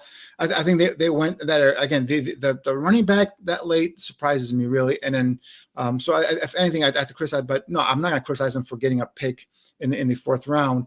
For next year, I think could you have gone up and gotten a player? Possibly, but all the players that I had rated high on my board, they already passed up. So it's hard for me to criticize them because obviously they didn't like the players that I liked. Mm-hmm. It's a good question about did Poles get value with these picks, and I definitely think that Luther Burden was great value. I mean, this guy was going to be a first round draft pick. Yeah, Burden at 39 was. I mean, I saw mocks where he was going, bottom, half of the first round. Obviously, some of the questions in terms of, why his production dip and all the other stuff that Steve Smith had brought up. Those things that I'm sure that they've talked about and they've kind of, worked with him in terms of he had some answers for that they felt comfortable with. But yeah, just an element that they've been missing on this offense was a guy with that type of, make you miss ability from the slot. A guy that runs deep and runs at 4.41 speed. So I think that's a natural hands catcher as well. Great body control to be able to contour his body and adjust for the ball. So I have a really good feeling about their first, let's say 3 or 4 picks here in terms of all 3 are second round picks, and all, even though obviously Colson Loveman. I think all 4 of those guys you're going to see them dressed and available, assuming health, and playing major snaps next season. Outstanding. All right, getting back to some more questions. Let's do that instead. Let's see. Do you think DR will develop better than Semo? I hope so. Our new offensive line coach, what's his name? Dan Rocher. Dan Rocher. Do you think he's going to do a better job developing the offensive lineman than Chris Morgan? What do you know about Rocher, and can you provide a comparison? The only thing I know about Rocher is he's very, very popular in the league, right? He was a guy that was with the Saints for a long time with Sean Payton and on that crew, and Olin Kreutz, who played for him, I believe, for a season when he was with New Orleans, spoke high of him. And I think he's a guy that's a veteran. It's been there for a long time. Obviously, went to the college game, so he's got experience in terms of managing, or coaching young guys and veterans. And if you look at the Saints offensive line during his time there, I mean, he had Pro Bowlers, whether it's Andres Pete and eventually later on was Ramczyk and some of the Jabari Evans and some of the other guys they had there, at this time at New Orleans. So he developed some Pro Bowl, quality in terms of what he did in New Orleans, and that's all I can really go off of. And from there we'll see. In terms of Simo, he's the guy that for whatever reason was highly thought of, but highly thought of, in my opinion, here with the Bears. No one really talked about Simo outside the organization, although you had heard something differently, or maybe someone in the chat can give me some. He was Greg more liked him a lot, but that I don't know where that comes from. Who liked him a lot? Greg Gabriel. Oh, okay. Yeah, I'm not sure. I'm not sure where he came from in terms of his previous. I could probably look it up, but like I never heard of him prior to being hired here by Chicago. And again, the first time I really knew who he was is when Poles was bragging about the workout he put Darnell Wright in before they drafted Darnell Wright. So, but Roshar I had heard of before, and obviously much of that is from what he did in New Orleans. What I like about it, I can't, just like Danny, can't really difficult to compare, but the fact that Ben Johnson picked the offensive line coach, that's bonus points right there. I can hear the bonus points sound effect, bing, bing, bing, bing, bing, because I don't believe that the offensive coordinator head coach picked Simo because he wasn't in the previous administration. He was under he was under what's his name, Nagy. Yeah. So it to me, what's going on here? So this is the first time in a long time that we've gotten closer to having that synchronicity the way I've always described it should be. President of the team hires the GM hires the coach hires the assistant coaches and coordinators, and blah, blah, blah.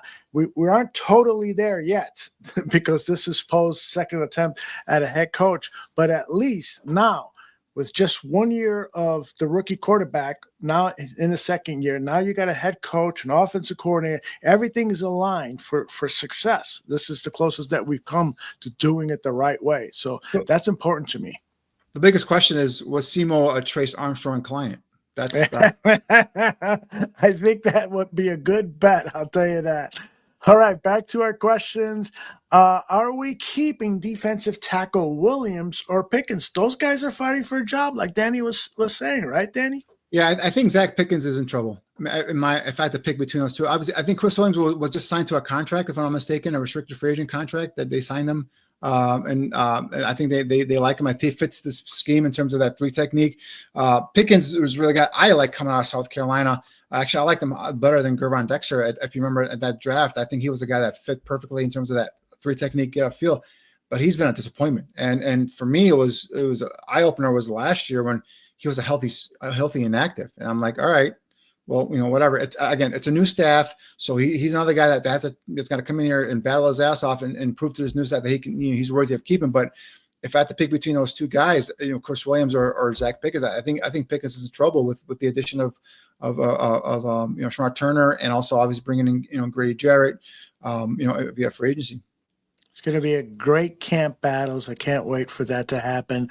Brandon is back with another question. Do you see some of Ray Rice in our new running back, Kyle Monange? It's a great question. He's not as shifty and as quick as Ray Rice, okay. Brandon. He's a bigger, a tad bigger. I think Ray Rice is also about 5'8", 200 plus pounds. So they're probably about the same size. But for me, like Monange is more power. And Ray Rice, while he was strong, I think he was a shiftier, more quicker back coming out of. I believe he came out of. Wasn't Rutgers. Where did he come out of? Ray Rice. I forgot. I don't remember. Yeah, but I think Rice more a quicker, shiftier type of back. Slick is asking about Jedrick Willis, who is out there on the street, or Willis. Yeah. Go ahead, Aldo. No, I was just going to ask your thoughts. Yeah, so I've been kind of looking at the free agents out there, and I know Jedrick Willis came up as a left tackle. He was a high pick by the Browns, but a guy who really has been a bust so far in terms of a tackle. But he's a guy that battled a lot of injuries. So do you want to take a shot on that? I don't know. There's another guy, George Faint, who's been like a swing tackle for a bunch of other teams. It's slim pickings as you would expect, right? So, do you just give the kids, Karan Magaji and Trapillo and see what we get from Braxton Jones and just kind of run with those guys? Or I think they could still bring in a veteran just to kind of another camp body, if you will, to kind of compete and just take some snaps. So we'll see where it goes. But yeah, Willis is a guy, high pick, really been a disappointment with the Browns and it's been hurt a lot throughout his career. Squeegee is wondering if Tyreek Stevenson's job is in danger.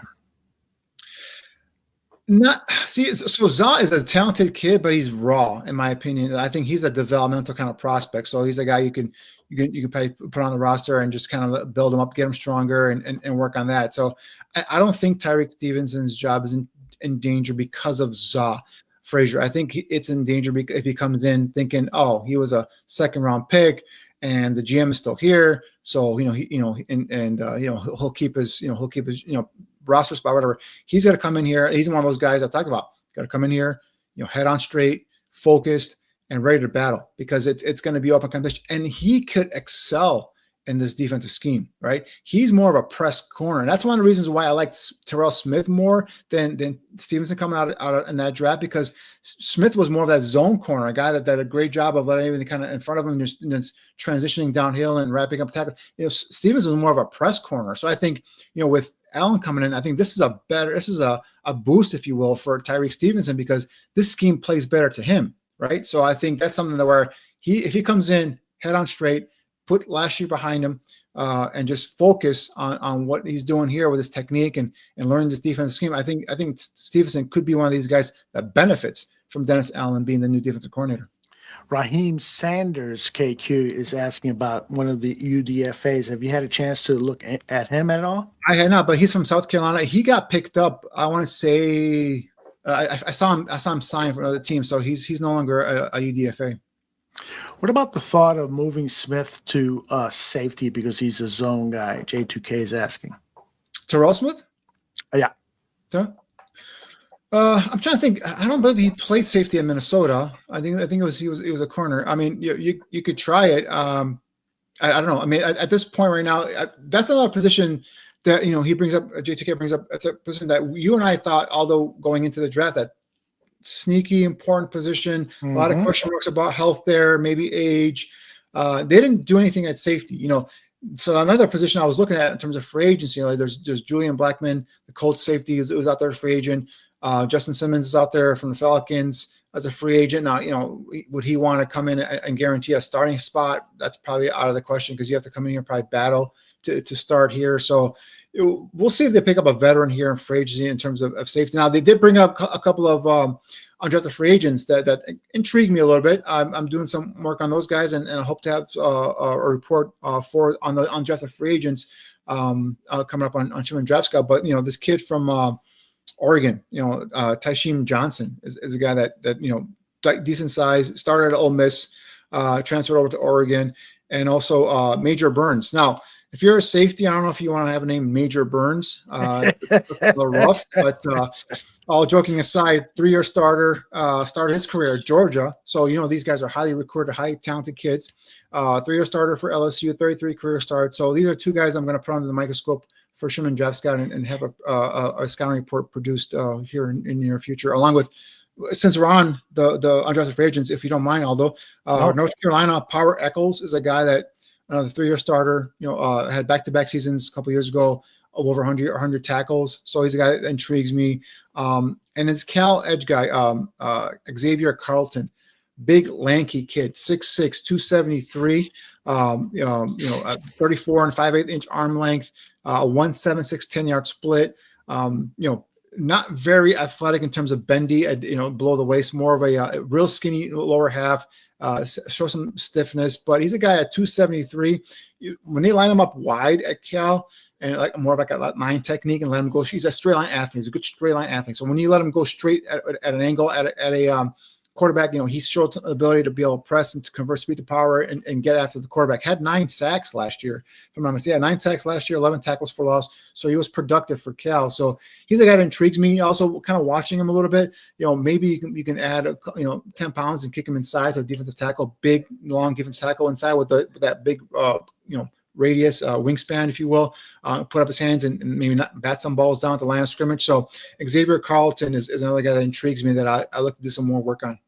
Excellent. And thank you, Chubbs, for the donation, $2. He says, this is the dead time, worst time of the year. You know what, Chubbs? I agree.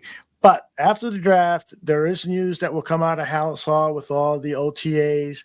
So we'll stay on top of that. We'll also find some other things to talk about.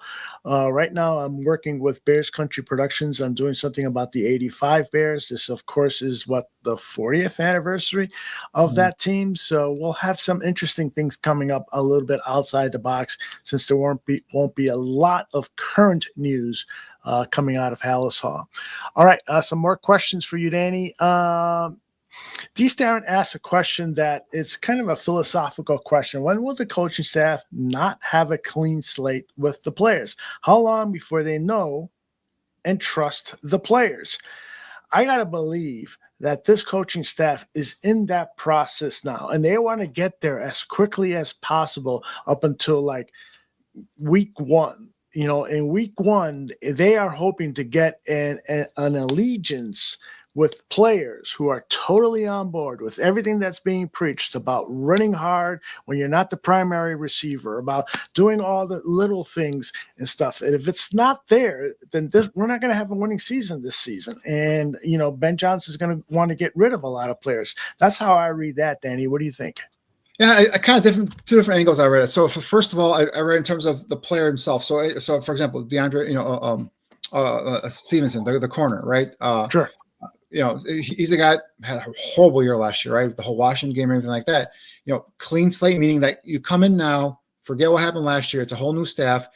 Go in and prove to these guys that you believe you should be the starter. You're a high level, high capable player. Same thing with Zach Pickens. You know, same thing with some of the other the offensive linemen. If you want, just come in here and just prove that you are, the player that should be, on this roster, either starting or being the first in line in terms of backup. So that's a clean slate for the players.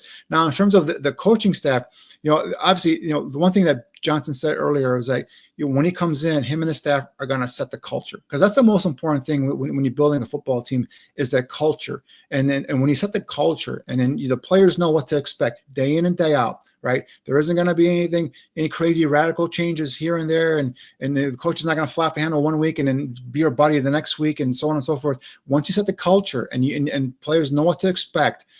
And now the players that you've deemed the leaders, the captain of the team, they then pick up from there and they run the culture. They run the locker room, right? Whenever you have a team that the coaches are running the locker room or the culture, that's usually a bad sign. So you want the culture set by the coaching staff, and then you want the players to pick up on it, and you want the players then to run the locker room. And I think once that transition happens, then you have buy-in trust from both the players and the coaches. And I think it takes maybe a half year to a whole complete season to get that, if you want to, 100% or whatnot. But so that two different angles, right? The player in terms of the clean slate, come in and prove to us what you have. We weren't here last year. None of these coaches were here last year for the most part. I think only one was retained or two. But let's start off new. Prove to us what you got. And in terms of the players and the coaches, the staff himself, they got to prove to the players, hey, we know what we're doing. This is how we want it done. This is our culture, and improve them week in and week out, that you're not going to put them behind the 8 ball and put them in positions where the previous staff had done, losing games, and show them how to win games. And I think then you get buy-in from the players, and now you have the staff, and now you have the culture kind of picking up from there. And I think that's the one you have the team. You see them getting better and better and better and more confident as weeks go on. I've said it many times. I've been a fan of this team since the late 1960s, when as a kid I started following the Bears on TV. And the only time I've experienced a Super Bowl winner was when we had a head coach who was cleaning out the locker room of a player named Ricky Watson, throwing his stuff out into the hallway and saying, "You're off the team." That type of discipline and anger from a head coach really works with these alpha personalities. I would not advise that guy, Mike Ditka, to be the CEO of a company or a manager of a McDonald's and stuff. But in pro football, you need that tough love. And what happens as a result of that? You start playing better. You start playing more disciplined. You start winning games. And that love that exists between player and coach becomes intensified, because all of the tough words that came from a head coach start to materialize into wins. And hopefully Ben Johnson has some of that. And it does appear that he does. It appears like he's got an edge. Well, and that's called accountability. Although what Ditka did was that's holding the player accountable. Was he asleep at the meeting? I forgot the story in terms of was that's why Ditka went off on him because he fell asleep. Ricky Watts fell asleep in the meeting. Yeah. Also, didn't John Roper, linebacker, also fall asleep in the meeting? That's why he was traded. Yes, that is true. But that's again, what did the players do last year? They kept saying we want to be coached hard. The 8 or 10, 15, whatever captains they went to the offensive coordinator and said, coach us hard. We want you to coach us. I mean, that right there was and we talked about it on Before 55. That like made my eyes pop out of my head. Like, how do players go tell the coaches, coach us and coach us hard? So there was no accountability on that team last year or under that previous regime. I think, again, that's what it is. It just build that trust, build that culture, and hold players accountable. If a player messes up in practice, or rerun the play, or hold that player accountable, and don't brush it under the rug and let things build. And that's what happened last year. I think it was probably happening, years prior to as well. They kept brushing things off and not holding players accountable and not really, following through and all this stuff. And it kept building and building. And that's why we saw Jalen Johnson explode in that locker room, after that Thanksgiving game. And a lot of other players were getting upset after the Washington game when the coach got out there and basically blamed the team or blamed the player or whatever, didn't take accountability for that. So, there was no accountability. The culture sucked. And I think that's where you saw a shattered locker room and a coaching staff that had no control over their players in the locker room. Yeah, you said it probably happened under other coaches. And Matt Nagy, when I was out at a training camp watching his practices, it was much more of a country club atmosphere where guys were not hitting hard. And, we all know the story. Nagy didn't play his starters in regular season games, and they got off to slow starts during the season. So hopefully Ben Johnson is paying a lot of attention to this. He's an analytics guy. He's paying attention to the health of the players through analytics, but also knowing that this is a rough game and you got to hit in practice. You gotta be ready, and you gotta play on that verge of crossing that criminal line, but not totally cross it, because we don't want to be fined 15 yards and have a player thrown out of the game. That's a good point with Nagy. So that's the one thing that concern that I had with a first-time head coach who was a successful offensive coordinator. Not that Nagy was as successful as Ben Johnson, but still, kind of similar in terms of play caller, blah blah. The one thing with Ben Johnson is Nagy made the mistake of, he came in thinking, his offense was his thing. He was brought in here to call these great plays and design these big plays and all that stuff. And I think he lost the fact that he was going to get pulled in a million directions. I mean, there's stuff that head coaches get pulled into that we don't even know about in terms of the media, in terms of, fan stuff, in terms of charity stuff, in terms of other stuff with the team. I got to meet with the trainer. You got to meet with this guy. You got to meet with that guy. But Nagy came in as like, I'm just going to call him a great offense. I'm going to build this team, blah, blah. And I think he lost. His offensive coordinator was, and I forgot the name, although is the former Oregon head coach. I don't know if you guys remember it. Yes, the guy who was the head coach of Philadelphia Eagles. No, it was head coach of Oregon, the University of Oregon. Something with an H. Yeah. So he didn't even know him. He didn't even know him. I think he was a Trace Armstrong guy as well. So, and then the one thing that Mark Helfrich, thank you, David. Thank you, Mark Helfrich. That's who it was. And he brought him as the offensive coordinator. And so what I'm trying to say is Nagy took on everything. He took on the play calling. He took on the building the offense, creating the offense, took on being head coach.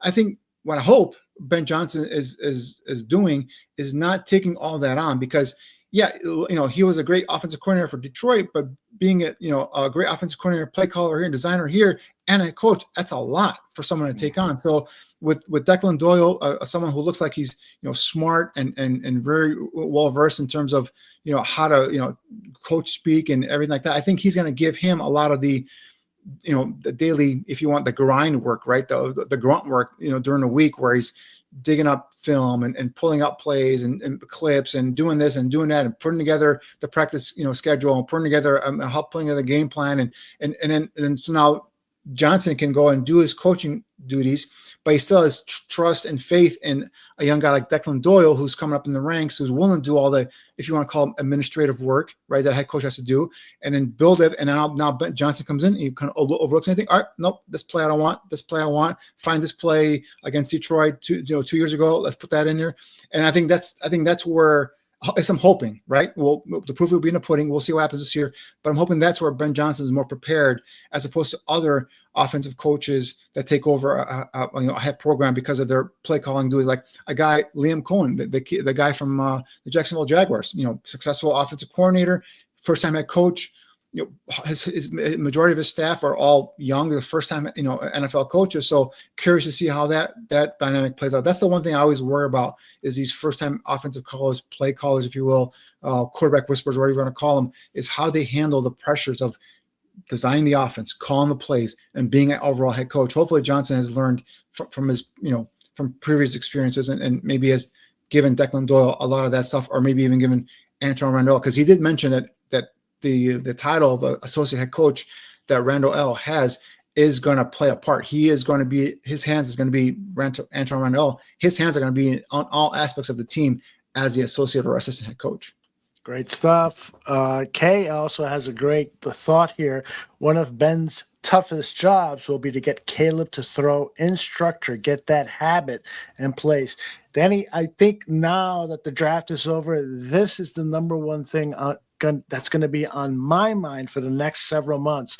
I really do believe that if Caleb Williams cannot master throwing in structure and just doing a 3-step drop off a center, planting that back foot, firing that ball, 5-step drop, the same thing, all of the things that a on-time quarterback has to master. If he can't do this year, the only way the Chicago Bears will get to the playoffs is if they start to treat Caleb Williams like the Eagles have treated Jalen Hurts, meaning really rely on the run game and have the passing game to a minimum. You're nodding your head, so you agree. Yes, I agree. And you said a key phrase there, Aldo, under center, come out, play action, 1, 2, 3, bam, that ball's got to come out. That's it. It's got to come out.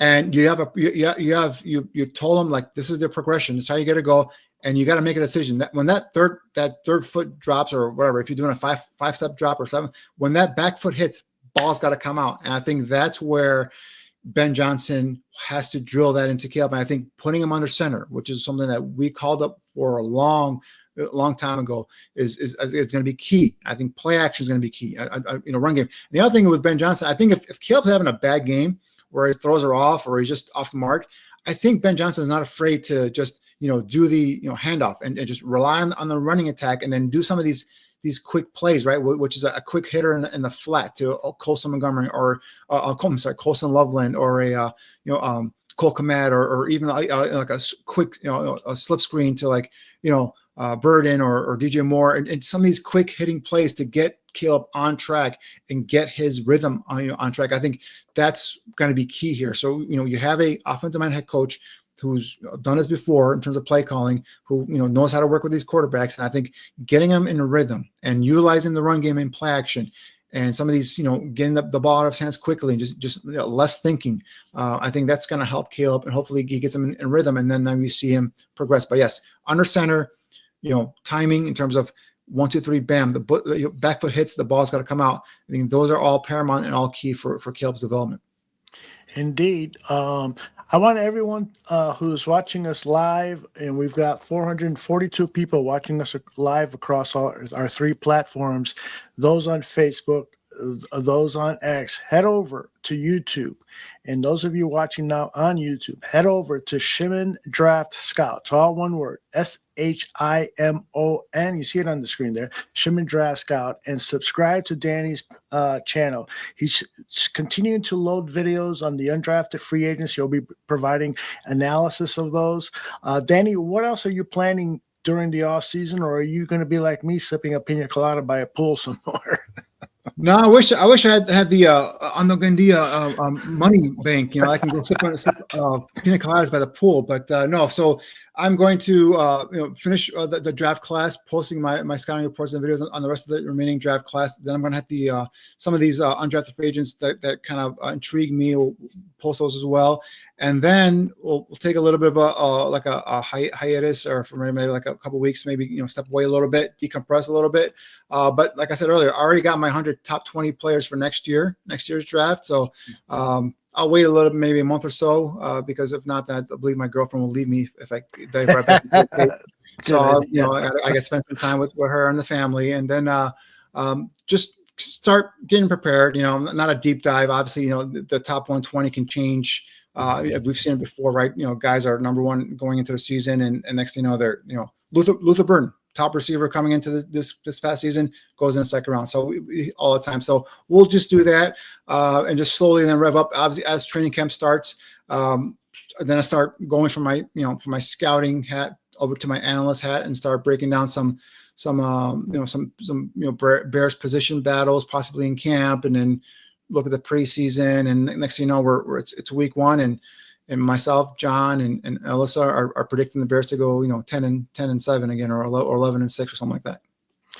KQ says you've got a great channel. Thank you, And one of the things that we have to do during this off season is get you with J2K and some of our other guys who do outstanding citizen scouting job, and just do a show where you guys do a panel discussion, 4 or 5 of you guys talking about the philosophy of scouting, past drafts, what's worked, what hasn't worked, looking forward to the next draft. I mean, there's already Justin Reed, former Barroom Network, has already posted a 2026 a mock draft for on ESPN. That's ridiculous, but it's but it's fun. It's fun for a lot of us. So those are more so to get people to kind of the names out there, right? So people who are not don't follow college football, 24/7 say, all right, okay, this is a quarterback that I should keep an eye on, and this is a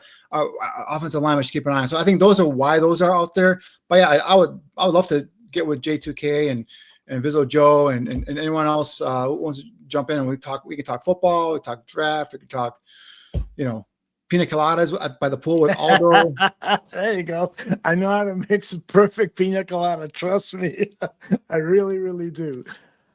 Danny, anything else regarding the NFL draft? I mean, there's other topics we can discuss. I'd love to get your thoughts on Shedeur Sanders. What happened there, do you think? Yeah, I think it's funny how something happens and then there's always – the details kind of come out, right? And I think even Shedeur kind of admitted that he mishandled the pre-draft process. And I think from all accounts, credible reporters are saying that he went in there kind of thinking that they could dictate where they're going to go, whether that was his agent, whether it was his dad, or whether it's whoever it was. He had a little bit of a laissez-faire, if you will, attitude about it. The one thing I heard, I'm not sure if you heard this as well, but the Giants really, they drafted they scouted every single game he played. I mean, they had scouted every one of his games. They were at his pro day, and Brian Daboll is very, very. If you remember last year in the offseason thing where they're interviewing the quarterbacks, Jaden Daniels and even Caleb, Brian Daboll is a very strict in terms of he gives you a play and he wants you to to kind of talk you out and kind of distract you or whatever, and he wants you to kind of reset that play again. And I think from reports or Shedeur just bombed that he bombed that test, and I guess Daboll gave him some crap for it, and Shedeur kind of gave it back. So I think that kind of took him off the Giants list there as well.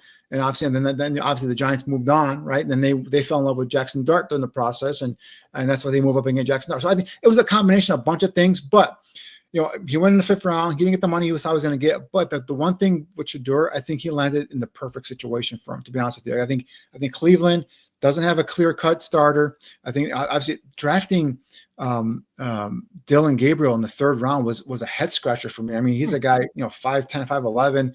Got a good arm. He's a winner, 60 starts, but I think that was a bit of a high reach there for him. They had a lot of picks, but whatever. So they have 2 rookie quarterbacks coming in, Dillon Gabriel and Shedeur Sanders. They have Joe Flacco there, and they have Kenny Pickens, right? So I think that's the best opportunity for Shedeur to go in there and say, all right, listen, I was drafted in the 5th round, but I'm a starting NFL kind of quarterback, and he's got an opportunity there to go in and win there. So I think Shedeur, the process sucked, and he paid for it.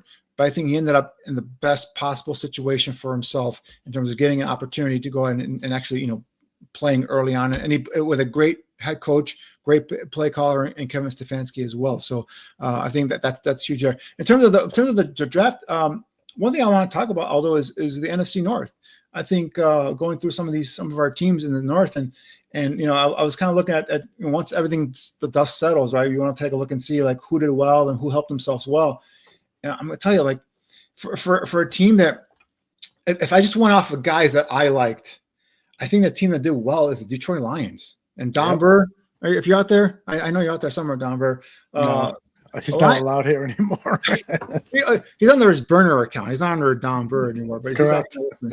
I really like the Lions draft. I mean, all right, Tyreek Williams, defensive tackle, Ohio State. This guy's going to come in week 1 and help their run defense. Him and Aleem McNeil are going to do a great job in plugging it. He's got potential to be even better in terms of as a pass rusher. So that's a good pick. Tate Ratledge was just a hard-nosed guard from Georgia. I think obviously with some of the defections in Detroit, he can come in as a backup and then probably even replace Christian Mahogany, which is I think it was a 3rd-round pick from Boston College a couple years ago.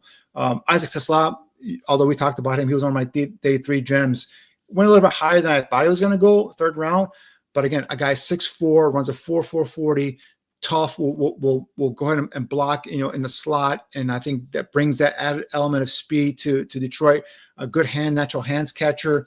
I think he can only get better. He started off at a small school, transferred to Arkansas. I think he's going to get better in terms of, work on his craft and being a better route runner, so on and so forth. And Miles Frazier, I love Miles Frazier. And that's a guy that in the 4th round that I wish the Bears could have gotten. And again, left guard, play right guard for LSU, but could play right guard, could play some right tackle if you need.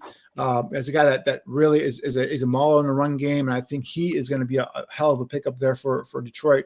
Ahmed Hassani, he's that kid from Boise State. Started out late. I think it was junior year. He started in high school, started playing football, really raw.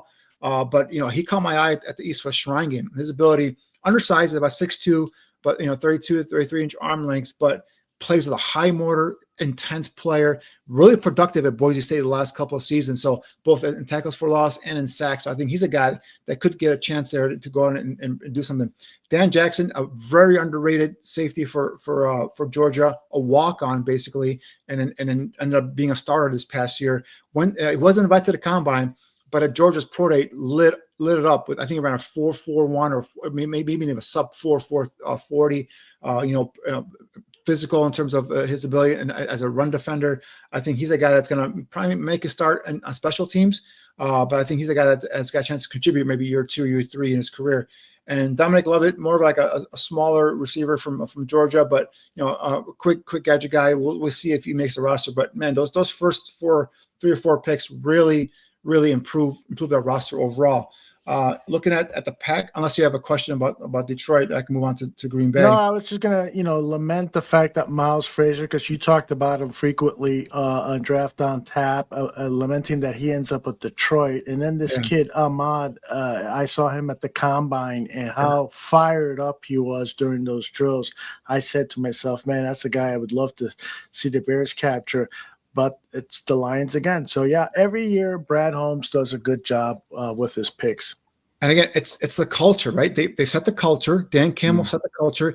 And these are the kind of guys they bring in, tough, physical guys that will, will know what their role is, will follow the rules, will keep their nose clean and play hard week in and week out, practice hard. Williams, Tesla, Frazier, Ratledge. These guys are all kind of falling. Hassani, these all fall in that line of that culture, and that's a fit. And that's why you do. You set the culture, you build an organization, a winning organization, and now you just kind of continue to supplement it every year with the draft and with free agency. So moving on to Green Bay real quick. A little hit or miss for me. Matthew Golden's going to help him. Obviously, the receiver, I think, 5'10", 4.3, 9 speed. It's going to be probably, I would assume, primarily out of the slot. Obviously, gives you some big play potential with Christian Watson probably out for this year. Anthony Belton for me was a reach at 2nd round. He's a tackle at NC State, probably going to play guard. They introduced him as a tackle, so that tells me that they plan on playing him at tackle.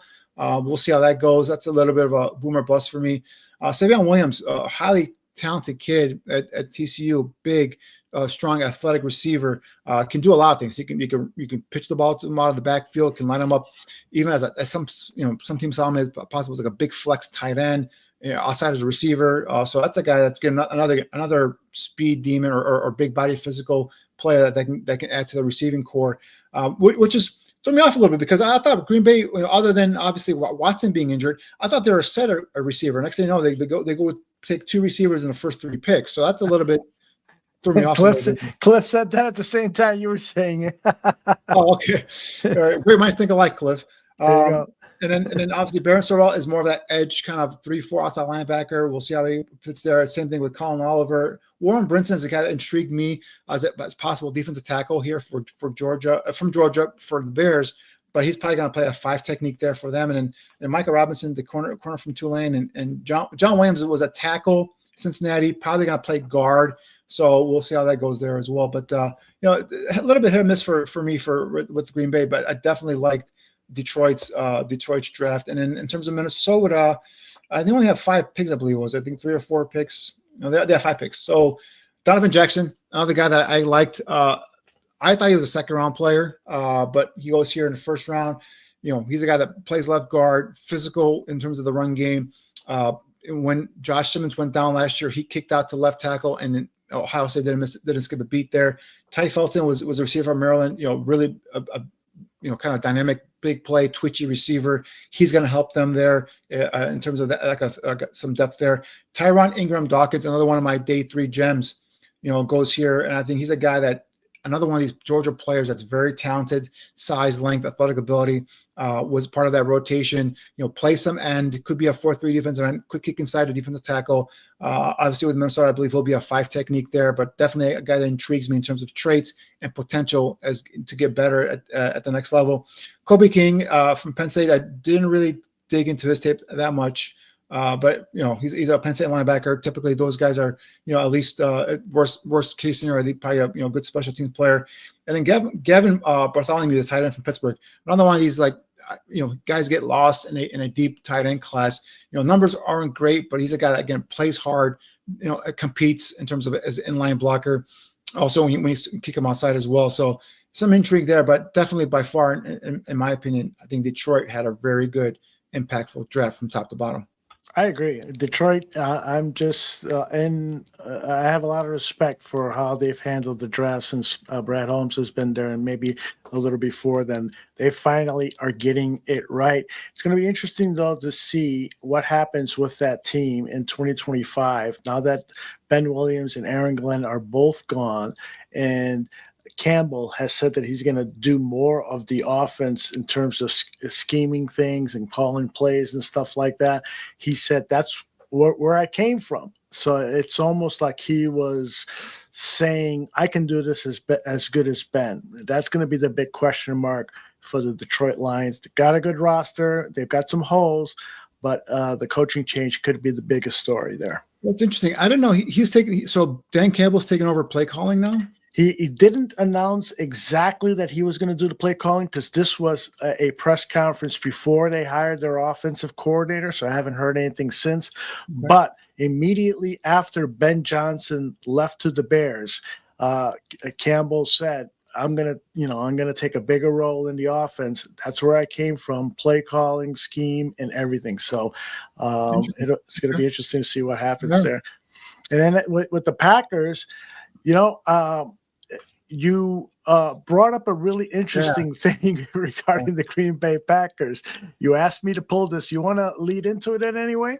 Yeah. So obviously, you guys remember when Ben Johnson introduced interview, a press conference, to say, he threw a shot at the bow, if you will, at Matt LaFleur, talk about he likes beating the Packers twice a year. And I'm like, typical new Bears coach. They come in, like, I remember Lovey talking about it, he put beating the Packers twice a year, right before winning the Super Bowl. So obviously, all right, he's playing to the fan base, and obviously, paying homage to the rivalry.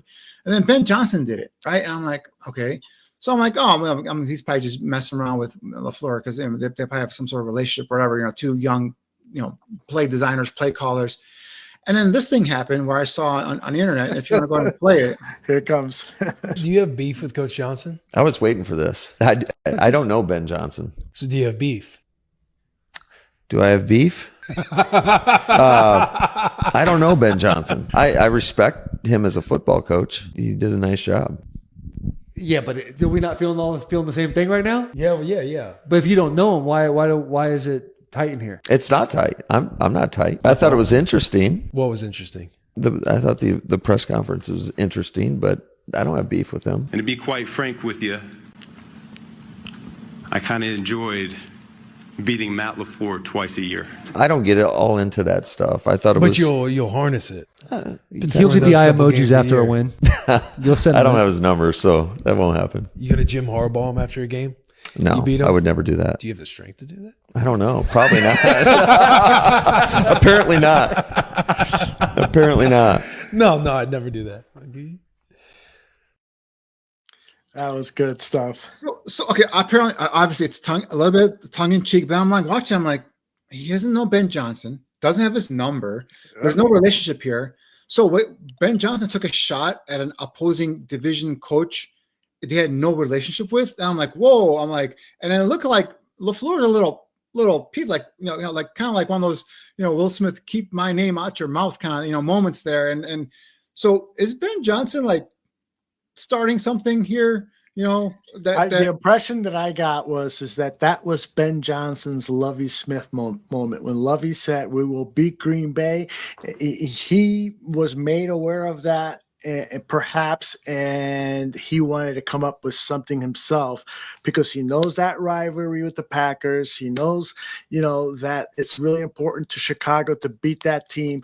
Plus, they're like-minded. They're considered offensive geniuses. LaFleur is considered a genius, and now Ben Johnson. So I think that was a little bit on the theatrical side, but there is, clearly some animosity, and I want to show you I'm the better coach kind of thing. But the one difference, though, Aldo, is Lovie said the Bears organization wants to beat the Packers organization.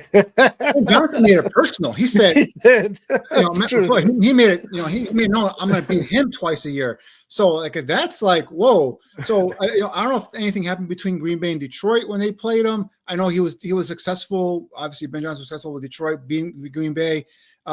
But it's like, do you want to start something with a guy that's, is Ben Johnson running checks that his team can't cash? I guess that's the question. I'll tell you one thing. That's I got to give the guy credit. He's walked in with some big cojones, and he's hopefully what you said is right. Hopefully he can cash those checks. Because for a guy that was quiet, like no one ever heard of Ben Johnson. Like you knew he was this mad scientist, and up until like I guess his introductory press conference, I never really heard him talk, full sentences. And then all of a sudden, like he's everywhere. He's on every single TV program. He's talking schmack to Matt LaFleur. He's studying his president. Okay, now I can see it like, all right, he's trying to motivate his team. Say, all right, this is how we're going to do it. I'm putting my foot down. I'm believing in you guys. Blah blah blah. We talk about setting that culture, and is this the culture he wants to set? Like, obviously, he came from Dan Campbell, right? He saw that grit and that all that tough talk and everything like that, and biting kneecaps and all that stuff. And what was that? Was that a biting kneecaps moment? I don't know. I just to go personally at LaFleur. Again, not knowing him, I thought, oh, these guys are friends. They have a relationship. That's what I thought. Yeah. When I heard that, I'm like, whoa, they don't know each. And then LaFleur's pissed. So there's going to be that if I'm the NFL, week 1, Bears Packers.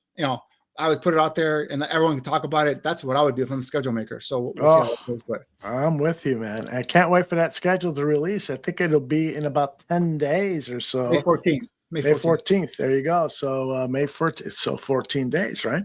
Yep. So any other last thoughts, Danny? I mean, this has been a great season. We consciously made the decision to reduce the amount of shows for Draft on Tap. I don't know if it made the show better or not, but I certainly felt like you did a phenomenal job of covering these potential Bears candidates. Kudos to you. And I'd like to do it again next season in the same kind of format. Let's do it. All right. So let's bring it back. Yeah, it's been awesome. It's been great. Obviously, the interaction with the fans has been sensational. You know, developing the YouTube page and having everyone's support has been great as well. And obviously your support too, Aldo, and you know, giving us this platform to talk about this. But yeah, I mean, this is something that I love to do. It's a passion. I've been digging into tape since December of January of you know, obviously of last year. And I was telling my girlfriend the other day, I'm like, I just feel like I'm always not. I haven't seen everybody I should see.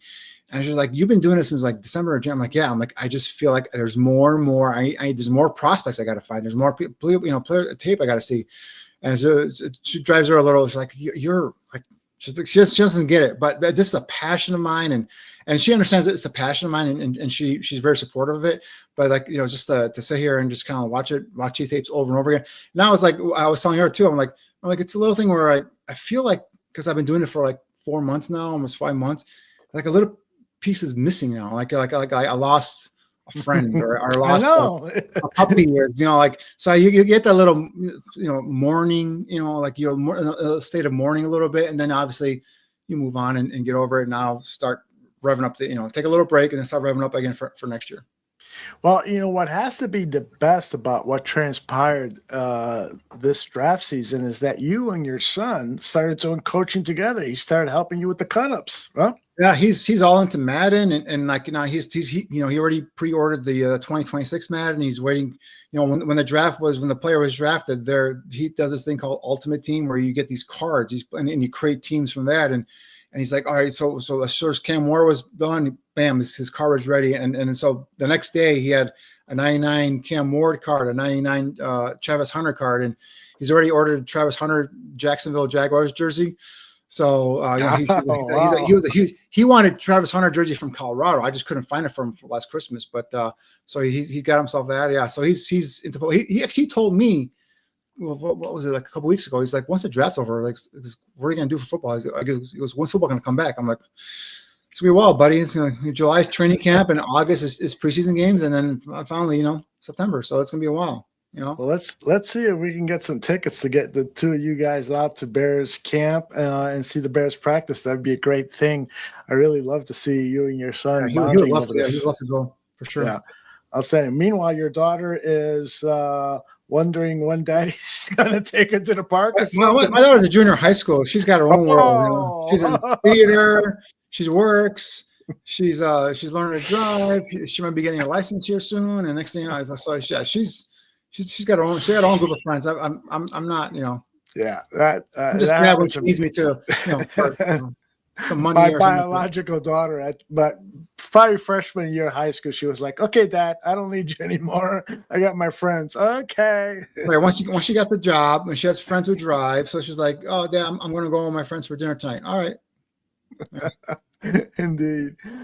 All right, everybody, will do it for our last episode of Draft on Tap for this season. The invitation is still out to J2K and other people who are interested in talking draft with Danny. I can set it all up. Just, you know where to find me, at Barroom Network on Twitter. If you need my email, it's aldobarkeeper@gmail. Tell me at gmail.com. Tell me you're interested in doing a show with Danny and just talking football for 90 minutes to 2 hours, and we'll make that happen here on both outlets, the Shimon Draft Scout YouTube channel and the Barroom Network. So Danny, any final words before we head out?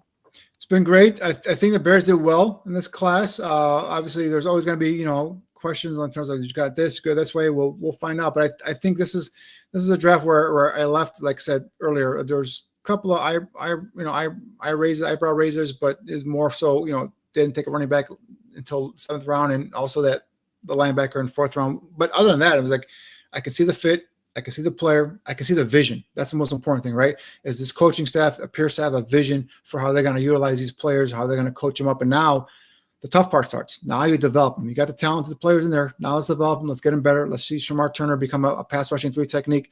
You know, let's see what job, you know, Frazier turns into in terms of, is he a press cover corner?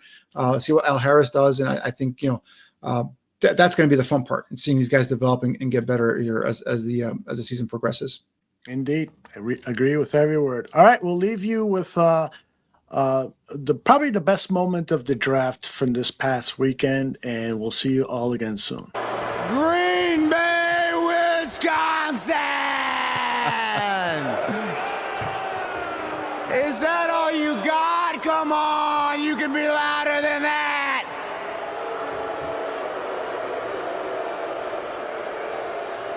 I know y'all mad because championship gold looks good on the blue and orange.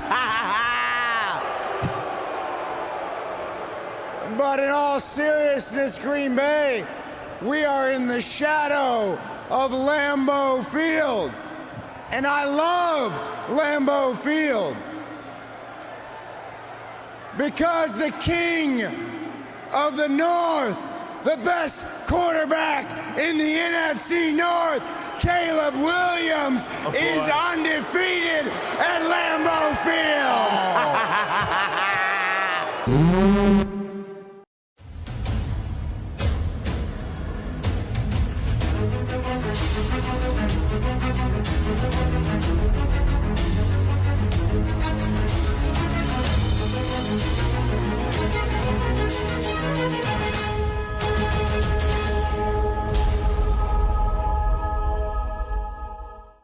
Woohoo!